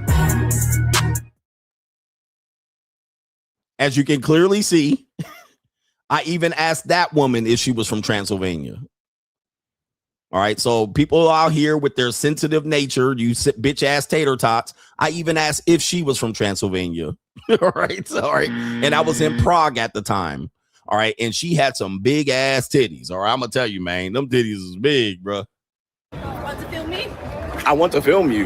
Yes. How are you? From Romania. Good. How are you? Good. You speak Louisa. good. Louisa. My name is Greg. Nice to meet you. Good to meet you. From what, Bucharest? From Bucharest. Or Transylvania? Bucharest. All right. All right. And no, it wasn't meta glasses like a predator. All right. Predators use meta glasses clearly. All right. I don't need meta glasses. So she was willing to come on camera knowing I was filming. All right. I didn't have to hide that I was filming. I didn't have to creep up on the woman and get the conversation. I actually walked out of my hotel and I started filming and she was looking at me. All right. And typically what happens is as soon as I start filming, people start looking at me. All right. So I started filming and I just walked out of the hotel and I started saying blah, blah, blah. And she was over there looking at me. She was looking. And so I said, come over here. And she was like, what? You want to film me? And I said, that's when you heard. Yes, I want to film you. So I got consent. She jumped in front of the camera. I didn't turn the camera in front of her. All right. She consented to be on the camera and had a short conversation, but I had just started vlogging. So I was just, oh, by the way, that was a live stream, if I'm not mistaken, on Twitch. All right. I asked for consent. She said, do you want to film me? Yes, I want to film you. She said, okay, jumped her big ass city in front of the camera. No meta glasses, predatory glasses needed. All right. All right. No cold approach needed. She was the one trying to get in my fucking video, all in the video, all on the record. All right. But I think that was actually a Twitch live stream, if I'm not mistaken, because I got a lot of women on that particular Twitch live stream. So I didn't need no predator meta glasses. All right. Anyway, shout out to our brother Paris Francais, says, great to catch a live stream. Acknowledge CGA. Shout out to you. Acknowledge me. All right. Thank you, man. We got some people over here on the Ko-Fi. Thanks for being patient. All right. You guys are great for being patient here. We're going to have the guys up here defending. Somebody said she cold approached me. I'm going to tell you, man, when I pull my camera out, people want to jump. They want to be in the video. They're very curious. That's why you see me go viral in China. For some reason, like when I don't have the camera out, do people pay attention to me? Kinda. All right. They're kind of looking, they're kind of curious, especially in places like Prague and Bucharest and in China and Japan. people were sort of interested in me, but not that much. Even in America, people maybe ignore me or kind of interested in me. Soon as I pull out the vlog camera, it goes, it jumps up like crazy. Even here in America, girls want to be in there. They want to say hi. They want to stop by. They start waving. Men start looking at me. You can see when I walk past them, people start looking at me. I mean, looking into the camera. It is unbelievable. All right. Even in Hawaii. All right. I start looking. People stop watching me. What is he doing? I'm like, all I'm holding is it ain't like I'm holding a big camera either. I'm literally holding a stick. All right. Hold on for a second. Let me see if I have an example. All right, all of my other cameras are not here. Yeah, all of my other cameras are. I'm literally holding a DJI camera. It's like, so people immediately are drawn in to me vlogging myself, not recording them. They're immediately drawn in and they want to participate, or they're interested, or they're looking, they're like confused, perplexed. Some people want to just say hi. They want to be all up in the video.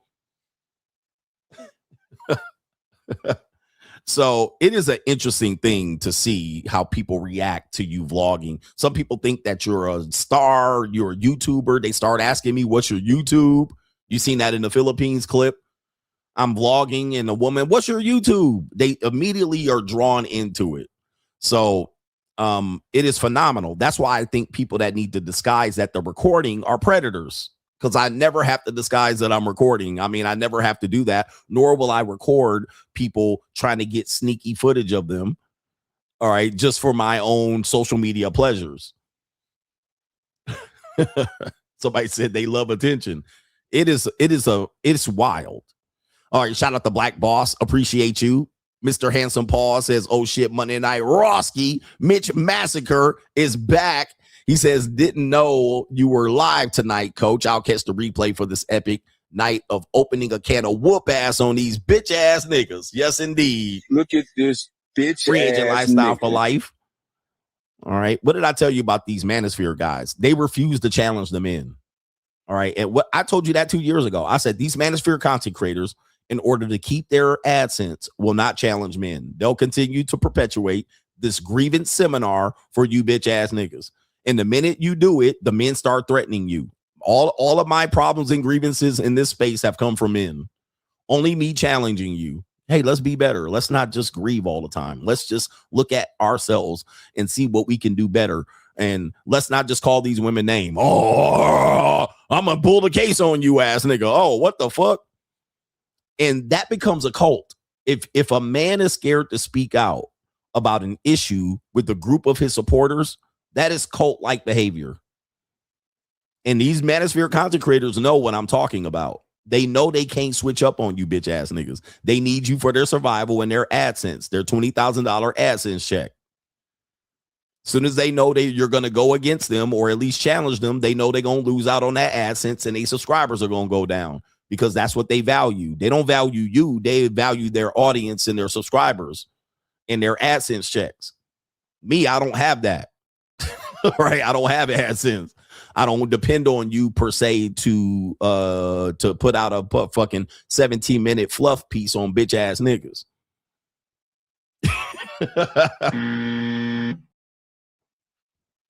Yeah, they want to be right. They don't want to be better. Like, I don't depend on that group of men to give me views and shit. I don't give a fuck if you watch me or not, because it don't make a difference.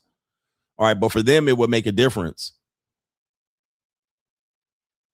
Shout out to JP King says, so by this logic, now that Meta Glass's content is being banned because of language privacy concerns, Pavarotti photos and videos posted on the same platform should be banned too, right? False. False. He says, or does privacy only kick in when the camera is attached to your face? Pavarottis, as I call them, Pavarottis or paparazzis are a part of the industry. They're industry. They're protected. They're media, whether you like it or not. And the people in the industry use the Pavarottis.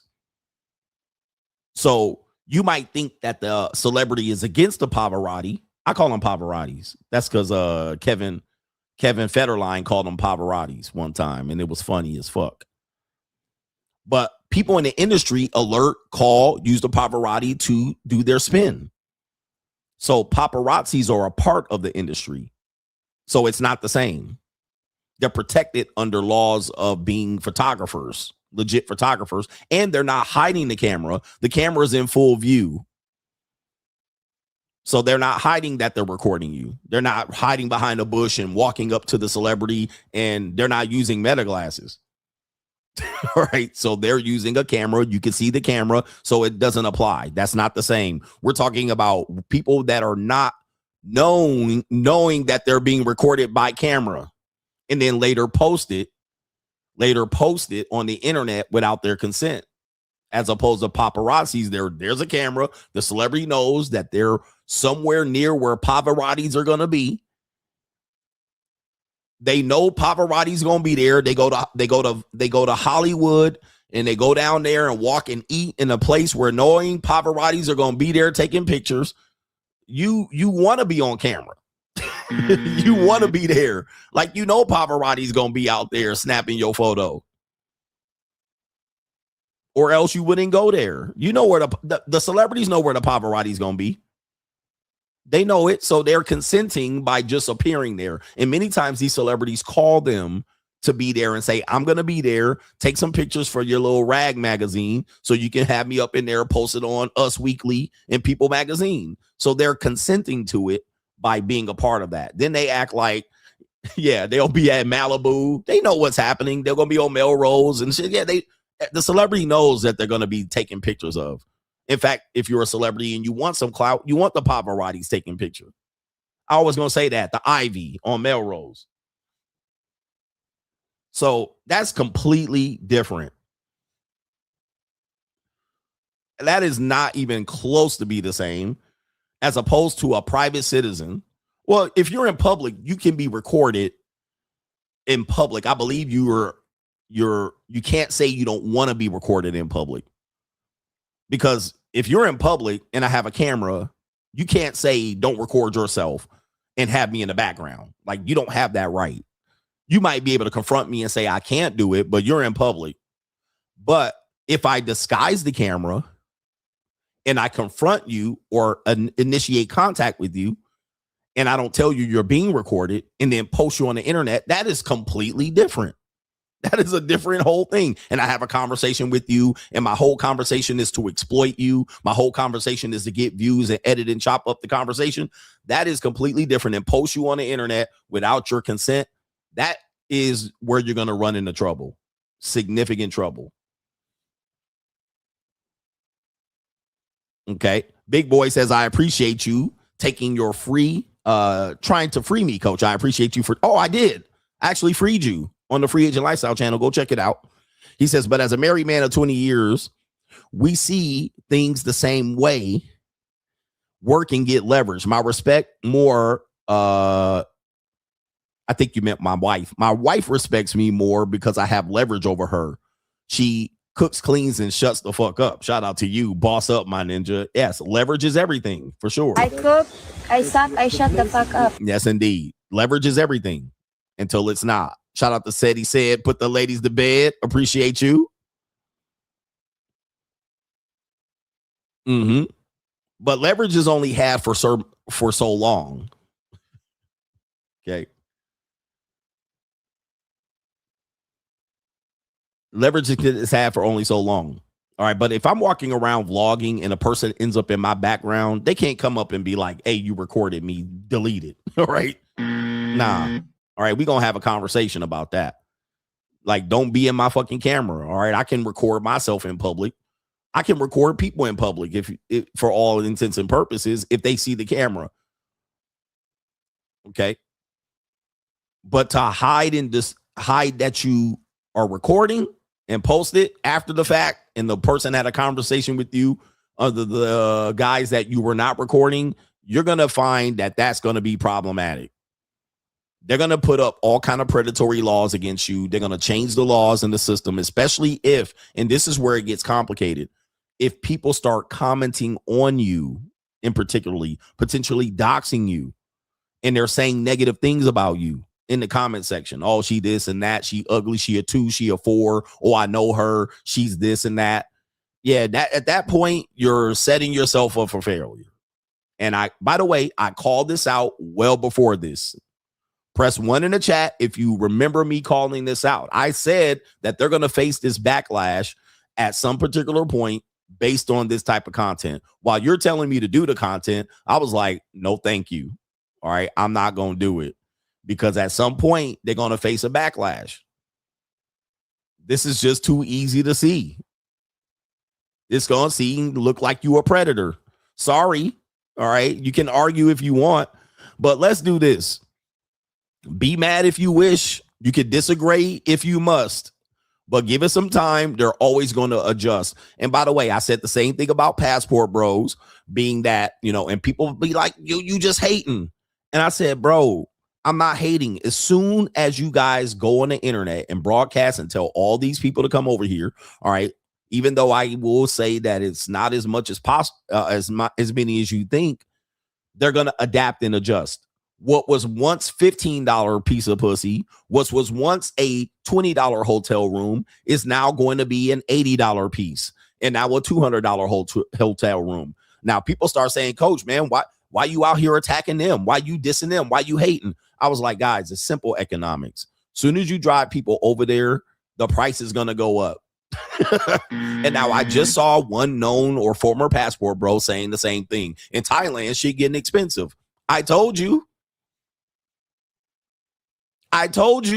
Everybody adapts. That's like if all of a sudden I had an ice cream store and then you came in and said, hey, this ice cream store is great. And I was selling ice cream cones for $1.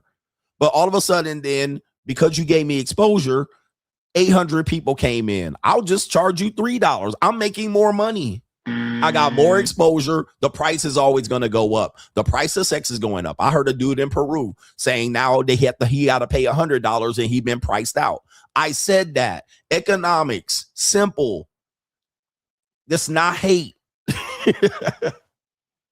Then I got called for being hating Passport Bros. They start cutting videos on me. CGA hating the Passport. I said, it's just simple. The price is going to go up. You guys are going to be priced out. Which was once $30 is going to be $80. Which was once $80 is going to be $150. It's very simple economics. You're driving people over there. There's an interest created. Those people typically weren't there before. They know you have the money. Right? It's very simple. But people did, when I start speaking what's the truth, people just chalk it up as some sort of hate and jealousy. And I'm like, I don't understand. You don't understand how shit works. That's how it's going to be. And now people are priced out. The expats are priced out. The men that were Passport Bros that were getting it to certain, they're now making videos saying exactly what I said 3 years ago. Supply and demand. Price is going to always go up when interest goes up. Pretty simple concept. Take the emotions out of it. Be a grown ass man. It's simple.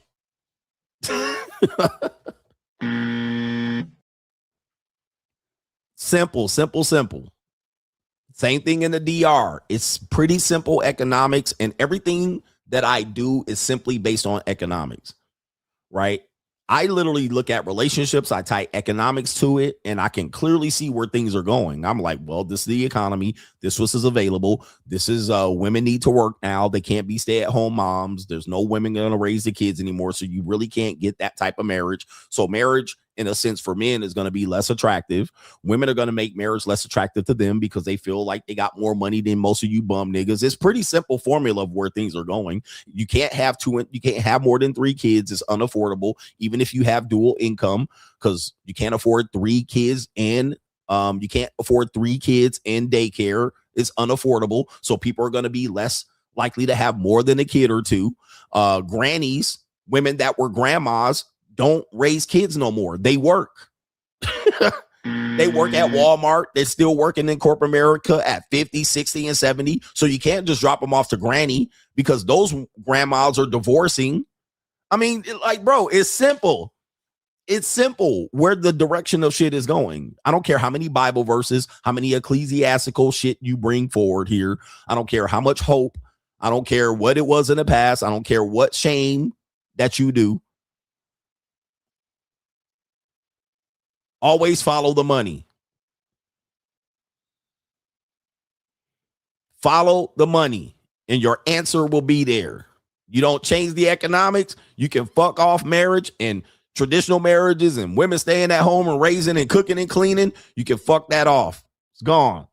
Your granny is now divorcing your father right now.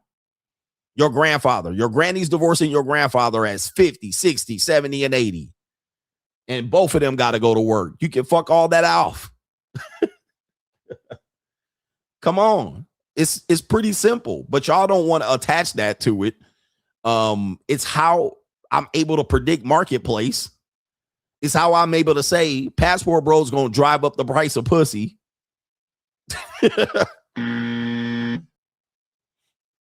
Okay. It's how I'm able to say Andrew Tate is cooketh.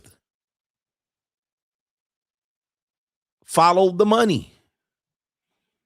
And I hate to give my whole solution away and my whole secret, but it ain't that hard to understand. Follow the money. This is why monetized dating will trump regular dating.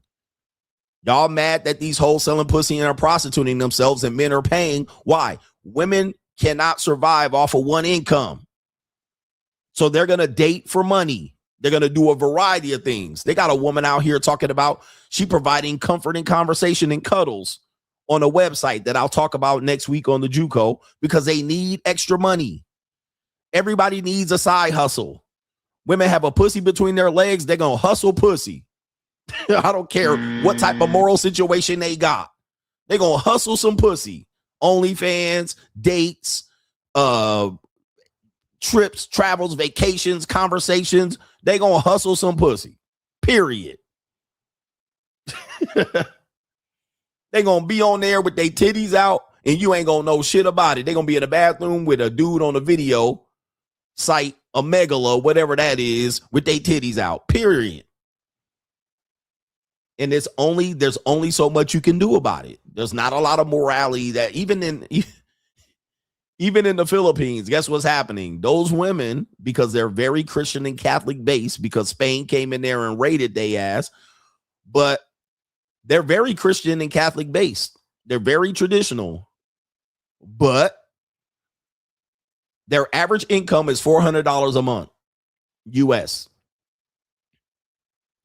Some of them girls that work in telecommunication jobs in a call center definitely hustling pussy on the side to foreigners.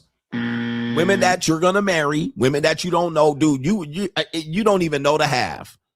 Women that are in school, women that are in nursing programs, they don't have a choice. They're gonna make more in a week hustling pussy on the side. They'll make more in 35 minutes going up to a hotel room than they'll make in a week.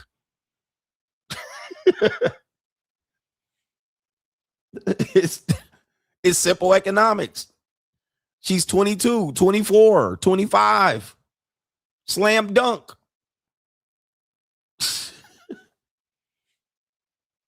That's why they have the most amount of women that sell vagina in the world, the Philippines. Because it ain't Transylvania hookers. These are girls just trying to buy rice for their family. And they still go to church on Sunday. Some of them are Muslim and Christian. Trust me, I've been there. There's only so much morality that will stop a person. Motherfuckers need to eat. They need to pay rent. They got bills to pay and clothes to buy and kids to feed. This is not a morality conversation. This is purely economics. Dating, survival, purely economics. There's women out here like, I would sell some pussy, but my morality stopped me. She thought about it. As we said, all women have thought about or have done it.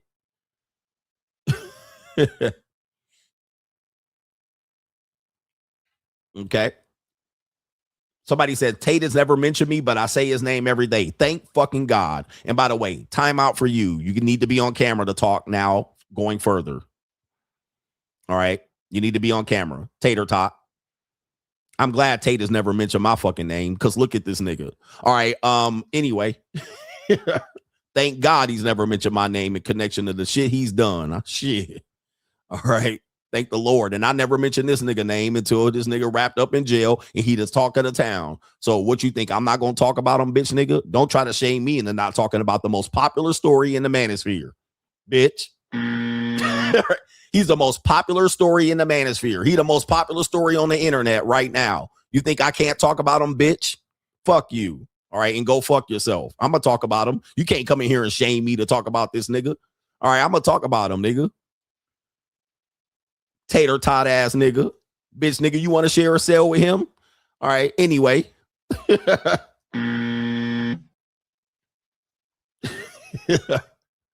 All right. So now let's get into it.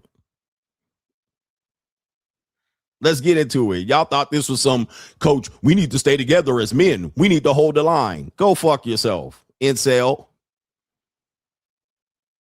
Go do some push-ups. We ain't holding shit no more. We ain't holding no line. All right.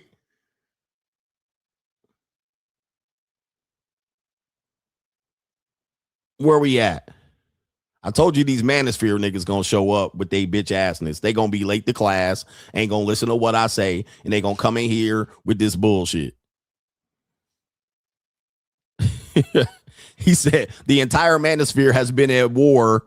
Now niggas want unity. Oh, we need to stick together. But when niggas go in on me, y'all be laughing. Hey man, this guy cooked you. Nobody asked for unity then. All right, but now they want me to always have unity and shit. You won't want me to speak out against niggas. All right. Oh, okay. I see how it is. All right. Anyway, let me share this link right here. Where was the unity when Andrew Wilson debate? Where was the unity when O'Shea was going in on me? Where was the unity then? All right. Y'all was over there like, oh, look at what he doing. Y'all ain't trying to ask the nigga to stop or nothing. All right. I started talking about this nigga one time and here y'all go. All right. Oh man, we need to hold the line. We need to stick up for men. Fuck dog niggas, man. We ain't doing that shit over here, bitch niggas. And he a predator ass nigga. Oh, by the way, the question is he a victim of the New World Order, the Matrix, or is he a actual predator? All right, we gonna pull this up. All right, y'all want to jump in my live stream talking about some nigga cut a video on me. All right, and don't say nothing in their comment section, but then want me to not say another nigga's name. Man, go fuck yourself. All right, man, we ain't trying to deal with you bitch niggas. All right, I can't stand these bitch ass manosphere niggas, man. I can't stand them. They bitches. They act like cowards. Here it is right there. Attached to the link is you. All right, that is the link. You can come up here, nigga. Oh, by the way, incels, gay manospherians, you need to show your face. You need to have a shirt on, and your government name better be on the fucking camera. I don't want to hear that you Black Superman, you the Titan man, you the arachnophobian. All right, cam up, put your wig on, no do-rags, and you're going to answer some questions, nigga, all right? You're going to show your face, show your pimply pussy ass face if you're out here defending Andrew Tate. All right, there's somebody in here, all right? I don't see your face on the camera. You need to be cammed up. All right. All right, so cam up. We ain't out here trying to get you niggas arachnophobia man and Black Superman and whoever the fuck y'all want to be. Don't put no mask on, no do-rags and no caps, nigga. Turn your smoke alarm battery off. All right, all of that shit. Don't have your camera pointed to the popcorn on the ceiling. Tell your mama you recording. Don't let your mama bust into the room. All right. Tell your mama to wait. Don't let her bust in with her robe and her titties all out swinging. And she in her bonnet with her rollers and shit. We don't want none of that. Don't be smoking no weed, nothing. All right. We out here with men. Okay, so we got Chris over here. Chris is lined up. Get your camera ready. Chris, you about to be live. All right, jump up here, man. Chris, shout out to you. Are you here to talk about the Andrew Tate situation? Yes, coach. Okay, do you believe he is a victim of the Matrix, or do you believe he is an absolute predator? What do you think here? He's definitely a predator. Just because, like, you know, There's just too much evidence out there for us to believe otherwise. Okay, hold on. Before you get going, apparently, according to the Andrew Tate people, supporters, there's no evidence. I see that in the comment section. They have no evidence. I mean, as if they are privy to any lawsuit or court case or case filings. They're saying there's no evidence. What evidence do you see? I just say if you're on a stream saying you're talking to 14, 15, and 16-year-olds, that's all I have to hear. I don't need to hear anything else about that. Okay, so you're stopping at the charges of him being with minors, which is part of the case. He is being charged with being with minors, amongst other charges, trafficking and this and that. Right. All right. You're saying who cares about the trafficking charges? The fact that he is admitted to being with minors, which is a part of the case, is enough evidence to convince that he's a predator. Well, I just say the whole thing in general. I mean, there's levels to it, you know, like there's things like if you're in a situation and you're in a relationship and it goes sour. I mean, you have trafficking charges, you're fleeing the country to go to other countries where they have sulfur trafficking charges, you're telling girls, I got 90 of you guys working in call centers. I mean, the proof is right there for me.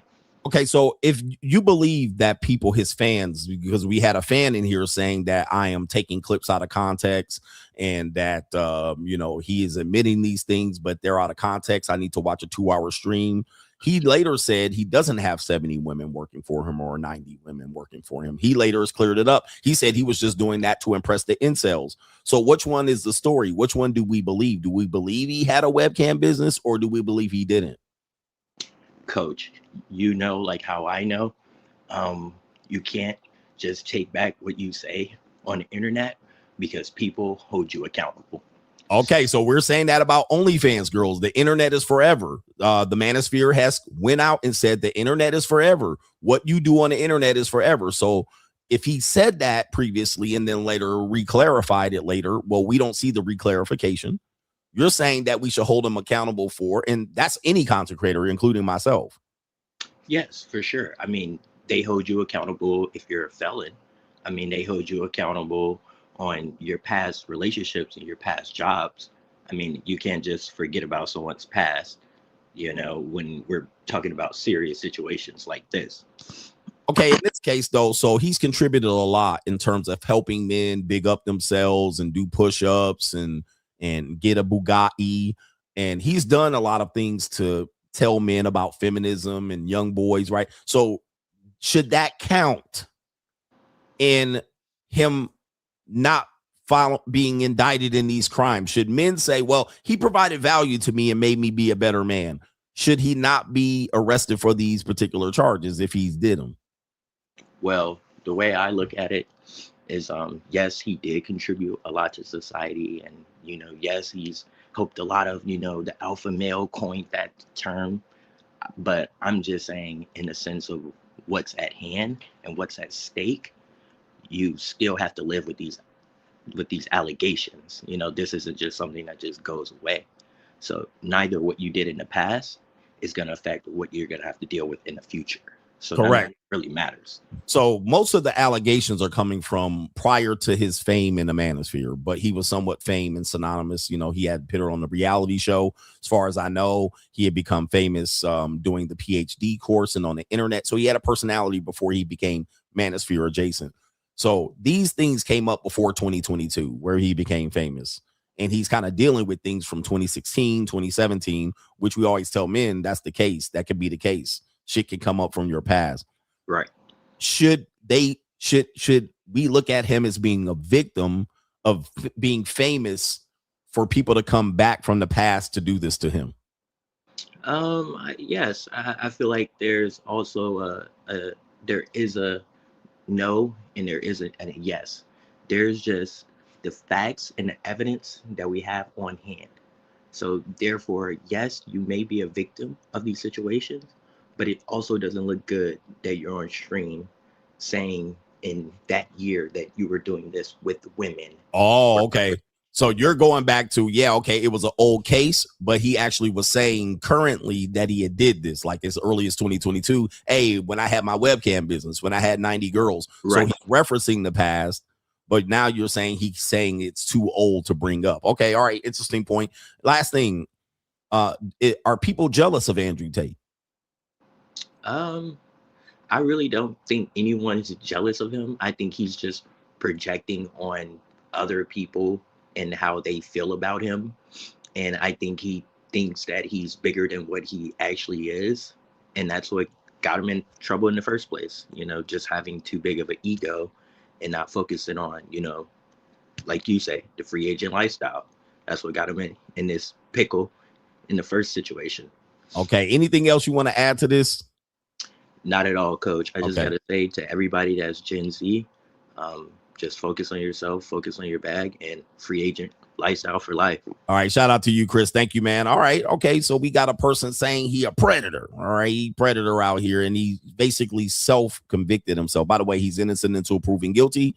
He's certainly right to a trial and to face his accuser, although he might not have those constitutional rights in the United Kingdom. All right. I think that's where he's up shit creek, because he talks so much shit about the United Kingdom government, is that while they might have some issues over there, they do have it in for him. All right. They have spent $1 billion trying to re-educate young men who have been taught his particular philosophy.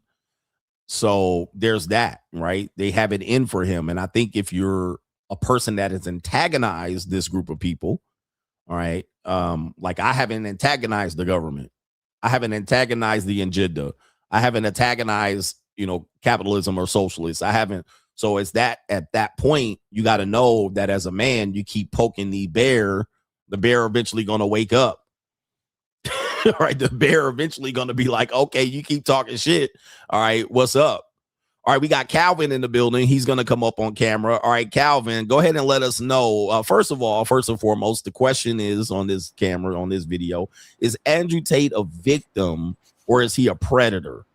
He's a dumbass, but predator for your question, Coach. He's a dumbass, dog. Andrew Tate, first of all, I don't even know where to begin at. You took my whole point about waking up the bear. Like on today's stream, you said AOC has a backing by George Soros, right? Andrew Tate has no backing. He antagonized 3 different governments. Like, how stupid you got to be? And let's just say for face value, he did what he said he did, right? He had a red can business. He made millions of dollars. He has a Bugatti. He has all these cars and stuff. What popularity is going to do for you in this space, being popular online, and you know you committed all these crimes, and you're trying to get away with it? Did he not see before COVID, the Me Too movement, how they got Harvey Weinstein ass from what happened back in the 90s and the 80s? Did he not see that? Did he not see Diddy just went down, and he ain't nowhere near as popular and famous as Diddy is? And they got Diddy from stuff that happened back in 2005 and 2006 and 2007. And he has the arrogance, and I don't know where this arrogance comes from, because he's my age, that he's untouchable and they can't do nothing to him. And all they gotta do is block his ass up like they got him right now. And he's getting what's the dude that died in jail? Jeffrey Epstein? Yeah. And he's done for. And his kids are not seeing their dad no more. And his wife's not seeing their husband no more. And he's stupid. Okay, so in this case, I think that's what he's scared of, is that because he's antagonized these people, maybe they don't have a case, that it would be better that they can silence him for good, and they have him in confinement to be able to do so. You think he's scared about that? Oh, he's stupid. Every time I see this dude, I'm like, what are you doing, dude? Like, what are you what are you trying to accomplish by being popular? They're going to us. They tried to kill Donald Trump. You think if they kill your dumb ass? Oh, good point. Okay, so let me play this video. Go ahead and continue to talk. I'm gonna pull this video up. I'm just saying, Coach, and Coach, I'm not sure if you know this, but I remember watching him when he first came out. He said something how he made his money, then he shut the fuck up about it, and he went straight to the women, and he pivoted from it. And correct. And I'm not. And if you guys don't know, I think he was on Fresh and Fit. I knew he was in Miami. I think he was on Fresh and Fit. He talked about having casinos that was ran by the Russian mob. I did hear that clip. Oh, you know what I'm saying? Like dude, he shut up about that real fast, and then that kind of went over everybody's head. I'm like, yeah, dog. And I was like, yeah, y'all don't need to be out on camera and putting y'all business out there like that. And I seen this. Andrew Tate's what I call a crash out, bro. He's too smart for his own good. and he trying to be pop. And I don't know what pop. You already a millionaire, dog. You got everything a man can want. Why be on the internet trying to promote this stuff? And you know these folks coming after men more powerful, men with way more money than you got and more prestige, and they went down and they locked in behind bars. And you think they want kill your mixed butt, and they try to assassinate Donald Trump. Like, if I'm Andrew Tate, bro, if God has anything, you sold your soul to the devil, you get out of jail in Miami and you are allowed to go back to Romania, you need to, bro, don't brag about it, don't say nothing about it. Go away and thank your lucky stars, because if he goes to England, coach, it's a wrap. He ain't getting out. I'm telling you that right now. Whatever they got to do to keep his black ass locked up, they're gonna keep him locked up. Because he black now. Man, he been black to me. Your daddy black, you black, boy. Don't come on. Come on. Black. Your daddy black, you black. He tried to run. But wait. As recent from Indiana, coach. He from Indiana. He black. He from Indiana, coach. Come on, man. But watch this. As recently as a week before his arrest or weeks before his arrest, he was talking about when he was in Hong Kong that he was saying it's great that there's no black people here. So I don't think he is really identified as being black. I mean, I think they're gonna treat his ass like he black in them courtrooms. I think he gonna find that out real fast. But his whole persona is built on him not being black. I think most of his male followers don't even realize that he's half black until later on.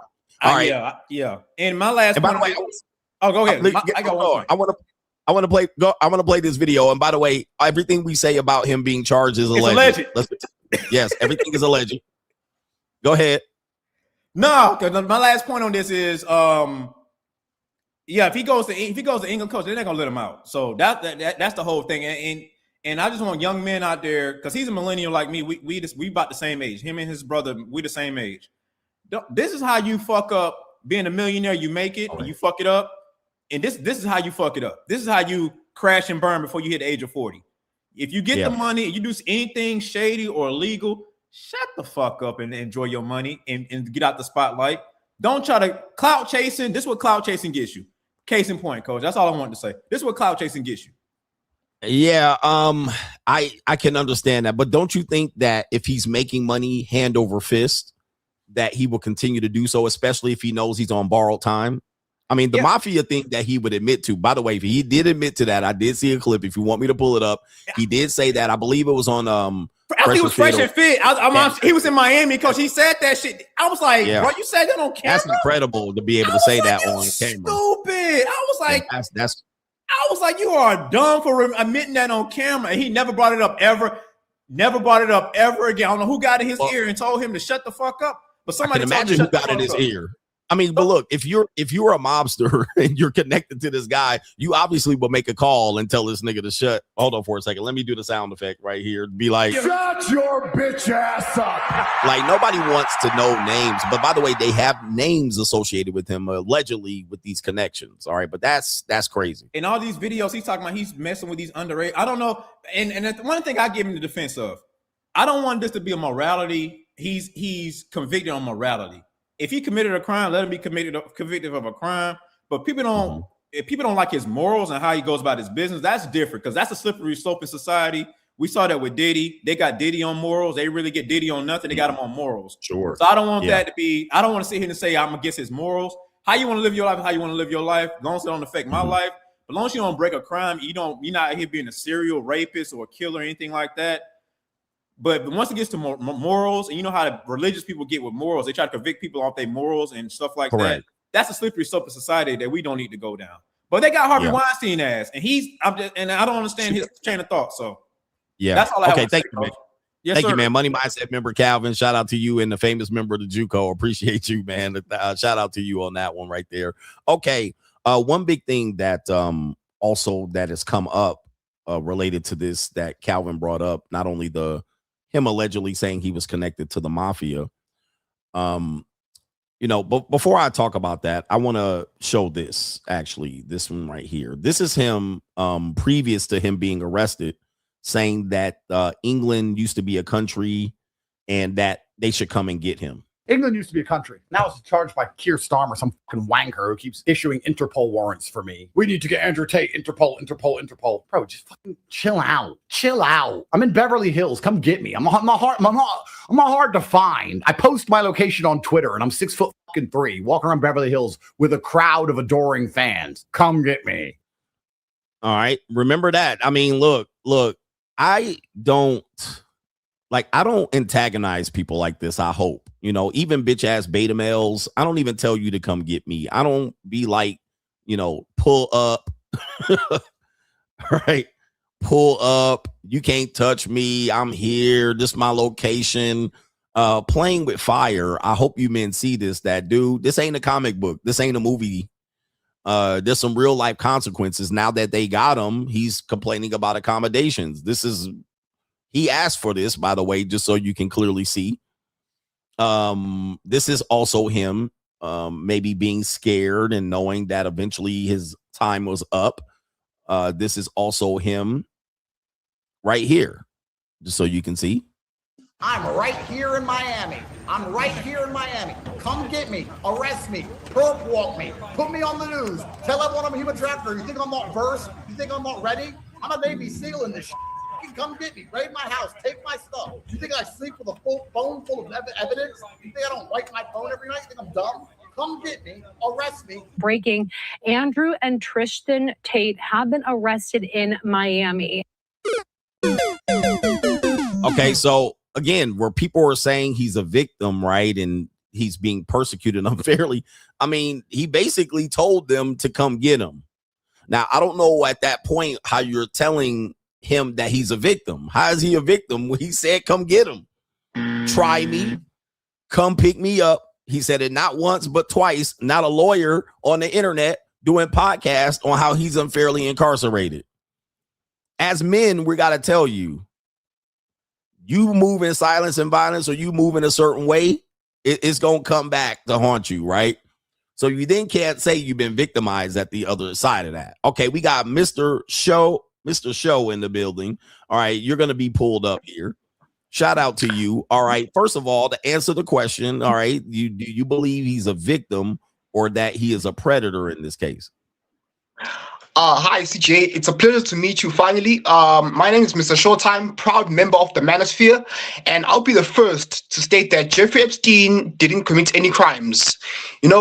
Here's how the media works. They marinate and they prepare your mind of the idea of someone being a bad person. First, it was Harvey Weinstein. That was the beginning era of the Me Too. Then it was, Jeffrey Epstein and his, I'm not saying he's a good person, I'm not saying he's perfect, but he was a pawn of the psyops that is going on. Now, the latest victim is Andrew Tate. Now, of course, I don't agree with Andrew Tate being on record self-snitching on himself. I mean, why the hell would you do that? I mean, I just recently did a live stream of this.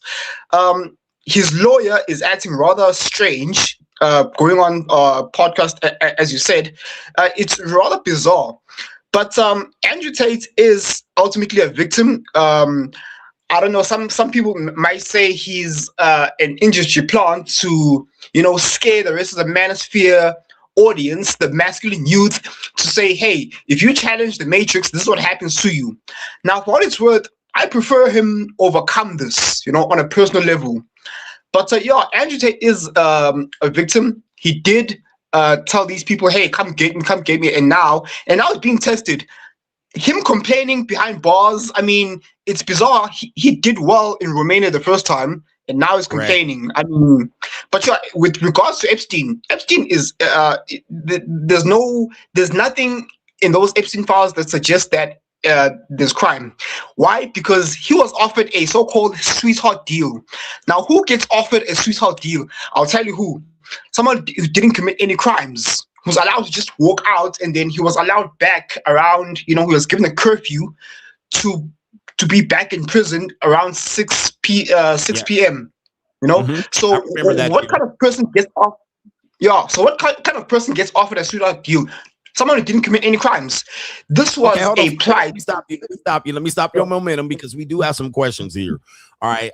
In the first statement you opened up and it said that Epstein committed no crime, but he admitted to committing that crime to be able to get the sweetheart deal to report back at, I believe he was in West Palm Beach, to check into jail. And most of the time he didn't even check in. He was able to pay people off to say he actually wasn't even checking in.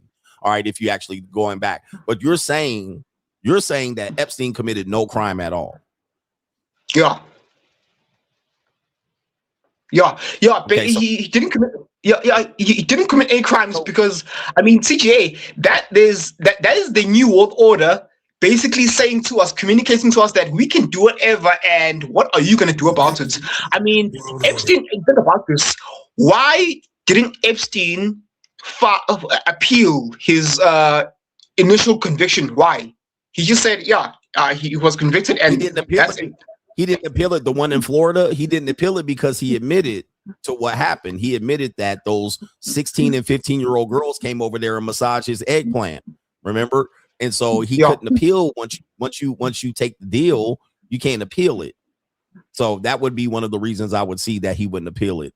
Okay, so this is pretty interesting that he didn't commit a crime. So let's go ahead. So in connection to your belief that Epstein committed no crime, you're saying that Andrew Tate is a warning, maybe an industry plant, because his father was a CIA agent. This is confirmed.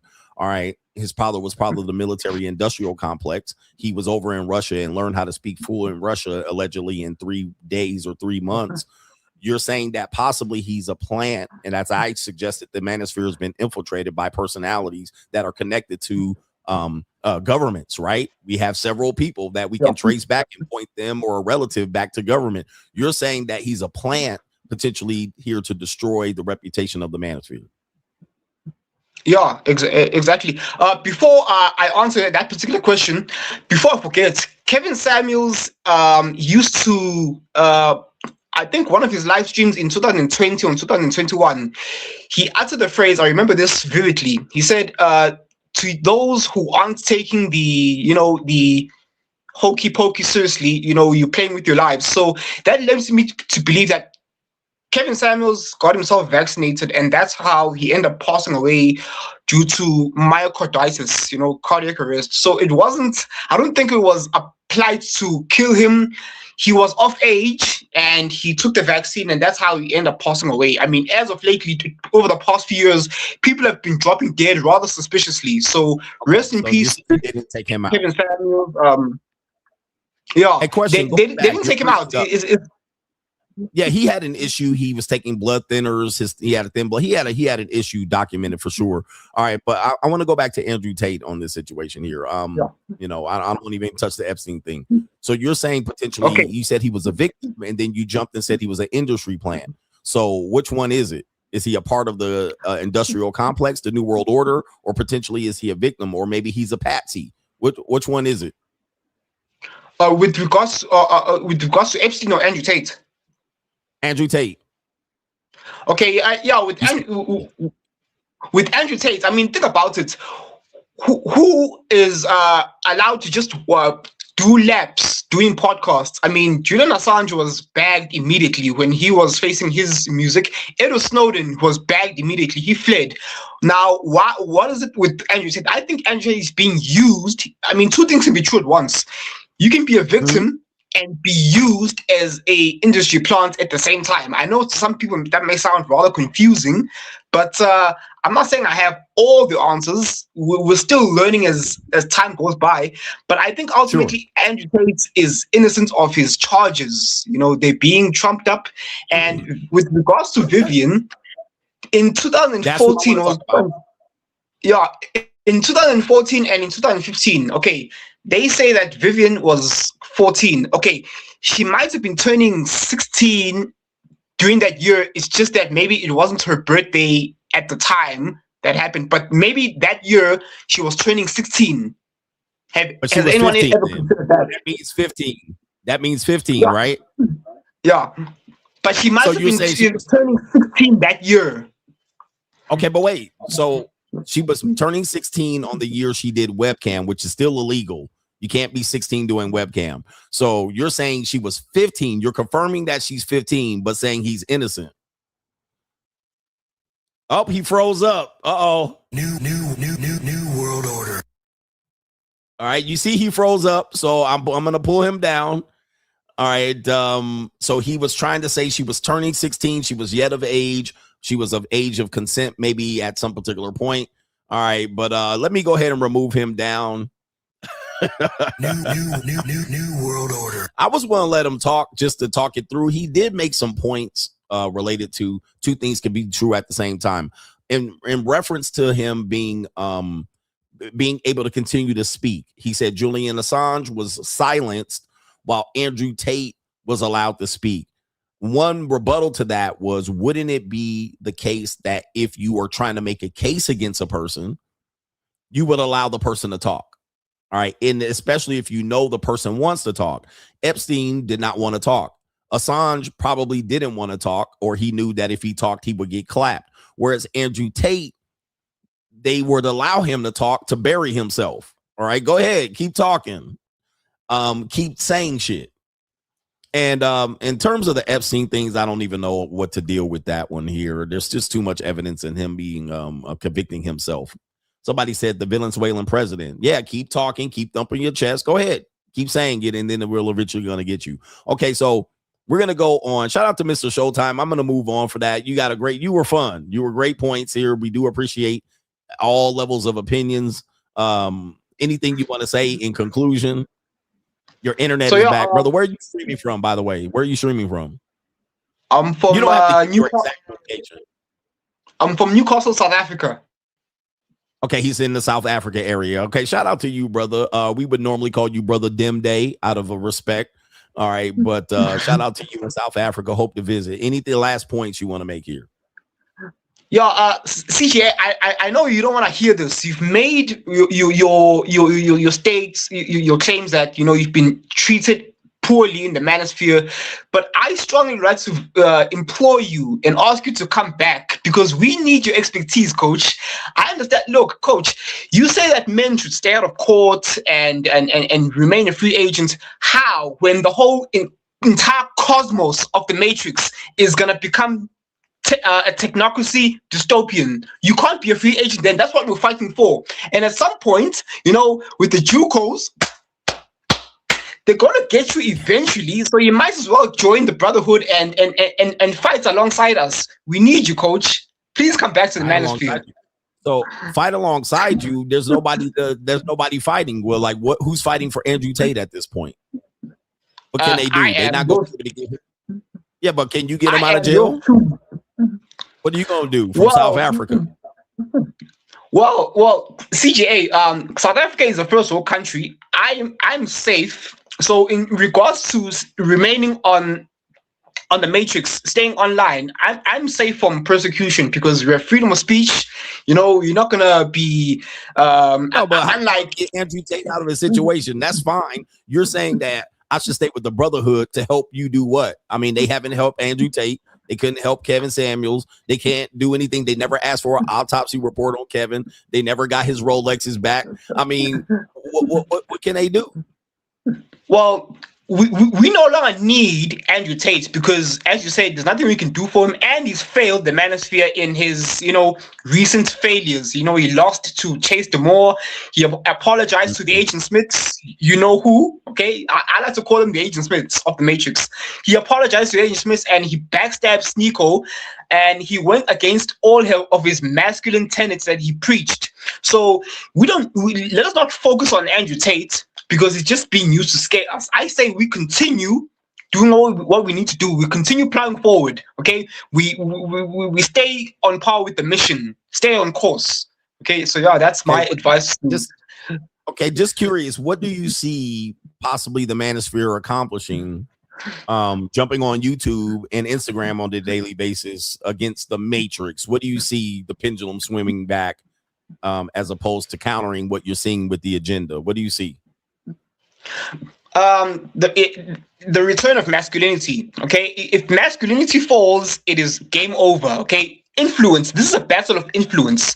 The Matrix, the Agent Smiths, they value influence highly. So it is important. So if we win the battle of influence, we're definitely doing something to the younger generation coming through.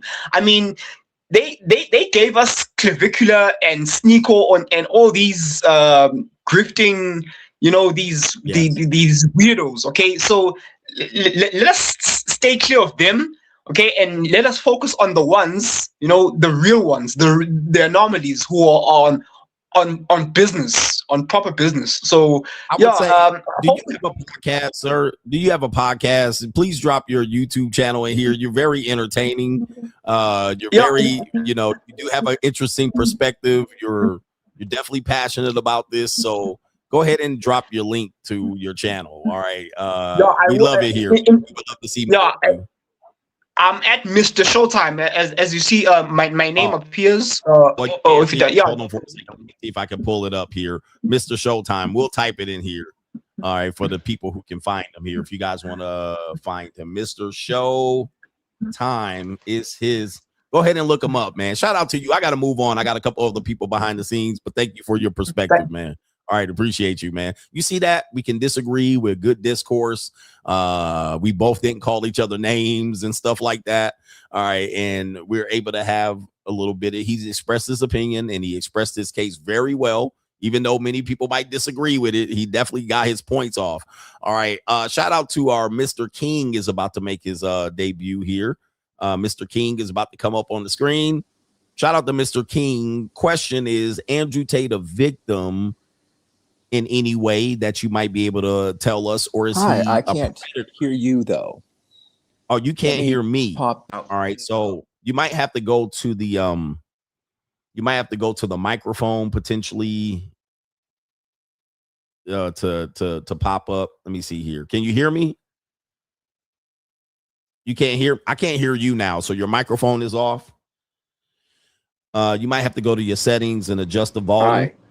Okay, I can hear you now. Can you hear me? Well, I'll say that Andrew Tate is innocent, and the reason he is innocent is because, how we say, one, women make a lot of fake rape accusations, and two, women would choose to have this done to themselves. I mean, there's so many women who would who want to go on OnlyFans, who want to prostitute themselves, and to act like they don't have any responsibility or accountability in the situation is a double standard. We're holding Andrew Tate to such a high standard, and to say that he is trafficking women when he would, I mean, so many women would want to get flown out to foreign countries in order to sell themselves.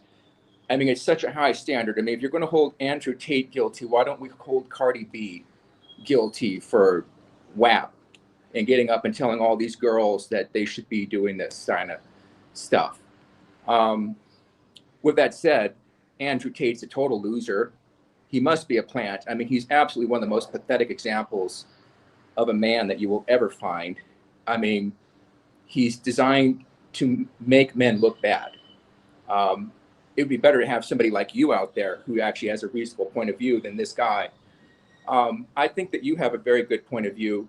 One of the things I've learned growing older is that women are going to go down. Society's going to collapse on women. They're going to go down anyway, and they're very, very desperate, and they're looking to pull people into conflicts right now, and you really do need to keep your protective space around women because, as you have said, lawsuits are the new divorce. And that's one of the great lessons that we can learn from Andrew Tate is that you really do, like, you don't really want to be getting out there and putting your head out there trying to fight these people. It's just foolish at this point in time. You should maintain your own peace because just wait a year or two. They're going to go down. They're going to go down, and you're going to have the return of masculinity. I mean, the masculinity is going to return very simply because of technological collapse. I mean, one, AI is just going to wipe women out. They're going to need men to come and do the plumbing. But then you're just going to have much more serious things like the collapse of the electrical grid, collapse of agriculture, all these different things. So, if you're getting out in a fight right now, you might get put in jail right before it happens. And then who cares?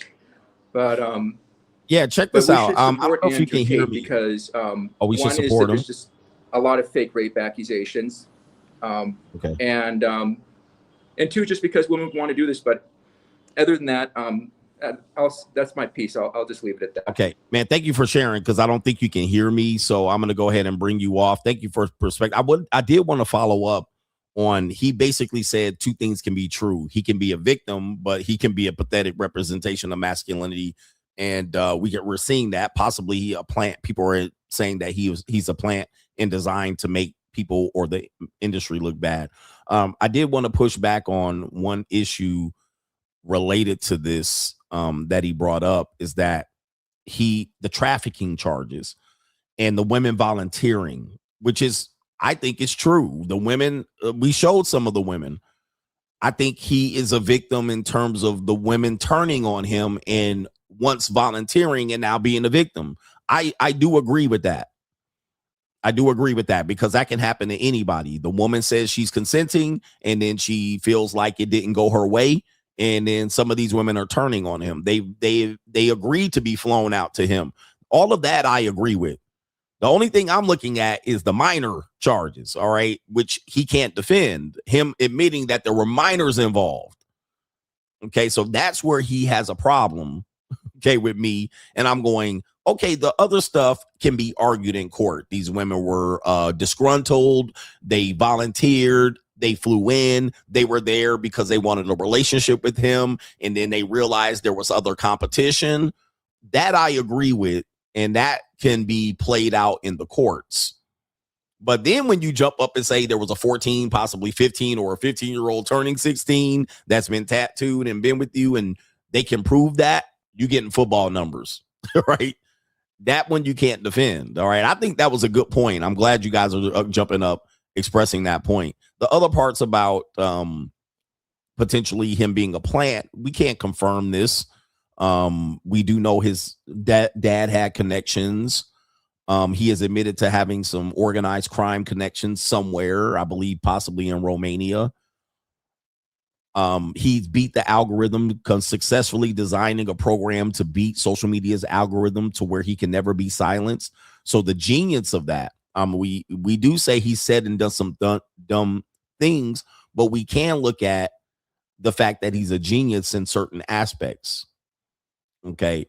He was able to usurp social media's canceling policies, which is difficult to do. And now people have emulated it and calling it clipping. I mean, this is all good genius stuff. So there also is a phrase that tells you there's a thin line between insane, and being a genius.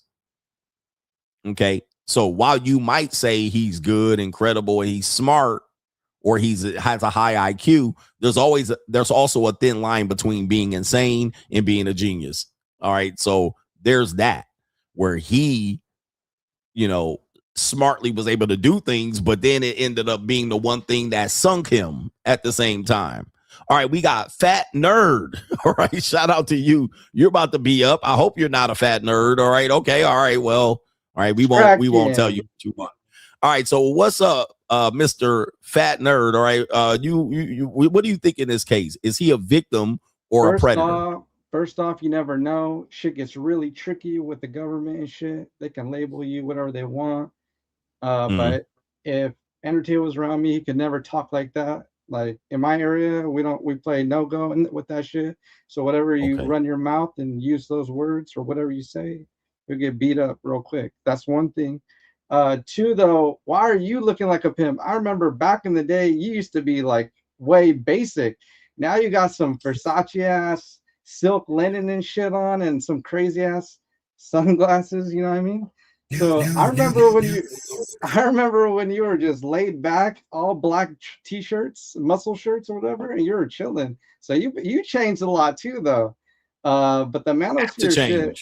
Yeah, the manosphere shit has always been lame. I always thought that was a weird ass label made by some weird ass dudes because those dudes in my environment would never last. So you cannot be bravado and not be from no gang or run your mouth and be that way. You would get smacked really quick. But the thing is, though, with Andrew Tate, he was probably just like a pimp / hustler, and you're just hustling the system. Now, as far as like all the other shit, like it's kind of hard. You can't really throw jackets on people unless you know for sure. I come from an environment where that shit gets deadly, so you never want to label anybody anything without 100% proof, because some people will use it as a tactic to get you killed or get you removed from anywhere. So you got to be very careful what you say, and then if you label that one person, whoever's around them, that they get labeled that. So all his homies that are chilling around, that's approving that behavior, and if you approve that behavior, you're as guilty as that. So you better be careful when you label somebody that shit, for real. It can Okay, let me talk about that, my brother. Can you hear me? Let me talk about that, because you're making the point that being labeled a predator, possibly a child pedophile, right? This is death. Certainly he might face this while he's behind bars. You know, you go behind bars and you have a jacket on your jacket that you got allegations, just allegations, not being convicted. We know you can be faced death when people go in there knowing you were with 14 and 13 and possibly younger age women. That's death without a conviction, right? You're not even convicted. So people saying we're convicting him. You're saying behind bars, he good and cooked. I mean, even on the streets, if people even think like that, you get removed from your environment, even with any allegations at all. So it's very deadly. So the thing is, though, he ran his mouth too much and got clipped, because I feel like he thought he was in the prime of his life, on the upswing in life with all the popularity, and I feel like he just got too comfortable with his language. You know what I mean? You never would have thought that would come back and get him, for real, because now people are clipping that one little thing, and now like they can run with that narrative. Now you're done, pretty much. Just the label alone. All right. And then the other point that you made in terms of you know, where he stands in terms of, I think what you're saying is that in your part of the town, you deal with certain, like, street justice takes place. And that if the government didn't get him, possibly the streets might get him. And if anybody's defending it, his associates are going to get this label. And anybody like you're defending Epstein, now you're going to get labeled. What do you think about that? Explain that a little bit further for the people who know that just associating with this and his allegations make you look bad. Yeah, that's why you have to keep the thing about the streets is you have to keep your circle small, like a dot. You have one or two people you really chill with. Once you start to try to be super social, and you start to run your mouth, or you start to do things that are out of a certain alignment, you can start to affect multiple people's lives at once. And now people all see you as that way, you know, and then you're pretty much shunned by everybody. You're treated way different to people. I come from a very strict, like, Mexican background where, you know, that should just, it's a life changing, you know? So yeah, I mean, again, if you're on the internet and you run your mouth, you say weird shit to begin with, just expect it to come back. No matter what, it's going to come back. So you got to watch what you say. Okay, what if you do you think if he wasn't as popular, he would have been able to not get in this situation if he didn't become a if he didn't go on the political shit and try to, like, talk shit about all these big ass countries, all these really popular people, if he would have just kept it low and kept it between him and your local government, I think he probably would have got off. I'm pretty sure he got enough money, enough people to lie for him. I'm pretty sure he could manipulate all those people, pay them off, do all that crazy shit. So greed got the best of him. You think just popularity, clout chasing, greed probably plays a part in that too? Yeah, for real. People trying to make so much. You know, when you're a hustler and you just can't stop hustling, that's what happens in the streets. When you start to sell drugs, you start to do something, and your hustle's on the up, you start to try to do too much, try to make too much money. Kind of like BMF and stuff. You know, you try to make too much money, and then eventually it comes crashing down. If any, too much attention on yourself. Just like you saying, my Versace shirt. What's wrong, man? You don't like my Versace? You don't like my son? What's going on, bro? I thought we were cool. What's up? I like when you're more basic. You know what I mean? I like when you're more like basic. Like, not trying to flaunt your money. Not trying to flaunt your money. Man, I'm Hollywood. You saying what? Hold on for a second. You don't like Hollywood? You don't like Death Row? All right. You don't like Snoop Dogg and Suge? I don't like when you go from the bottom, go for the top, and you just start to have a bravado with your exterior. You know, you wear Versace, trying to get a little bit of views, a chain and stuff like that. I think it's just kind of Come on, man. Why you look, man? That's supposed to be for the bitches. What's up, man? I can't be fly. I can't be fly on the internet. it's supposed to be from bitches. It's not supposed to be for a bunch of dudes you talk to one-on-one. Because right now I'm a dude talking to you, and I have to look at you. I can't wear fly shit talking to you. Nah, I can't. not like that. Nah, I'll never talk to no dude that looks like you just randomly. No. What? You don't like Snoop Dogg? You don't like Death Row? I don't Come like on, that, man. I don't like that gimmick. You're wearing Versace. You're wearing this Gimmick. Fucking, This is me. Hey, look, Tupac wore Versace. Are you mad at Pac? Tupac wore Versace. What's going on, man? What's this really about, man? You probably wore that for a photo shoot or something, right? Or like a photo shoot. I'm on the internet in front of 1,000 people right now. I can't wear. I can't get fly. I mean, you're in front of a bunch of basic people. We're not trying to show off and stunt on the internet to each other. Man. There ain't no bitches here for you to spit game at. There ain't nothing like that. But you're over here looking like you're about to spit game at some bitch. I don't know which one. Okay, brother, man. Appreciate you, man. I appreciate that, man. Thank you for your perspective. Care. All right, man. Peace out. Peace out. All right, man. Shout out to you guys there. That was the last caller on this one, and it is 8:30 on the PM right now. So in the West Coast, I know that means that's 11:30, almost midnight for you people on the East Coast.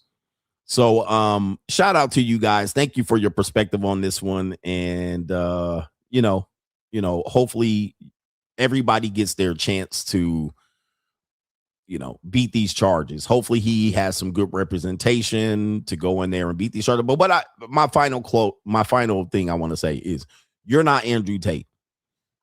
You're not Andrew Tate. You're not going to become this version of the male that is going to beat this. All right. You're not going to be able to do what Andrew Tate did and get as far as he did. All right. So be careful how you do shit, even for myself. All right, even for myself. All right, somebody did pop up, but we do have to close up the show. Like, thank you for jumping in there. And I look cool, man. I think I look good. Hollywood time. Anyway. New world. All right. We'll be back tomorrow. Peace.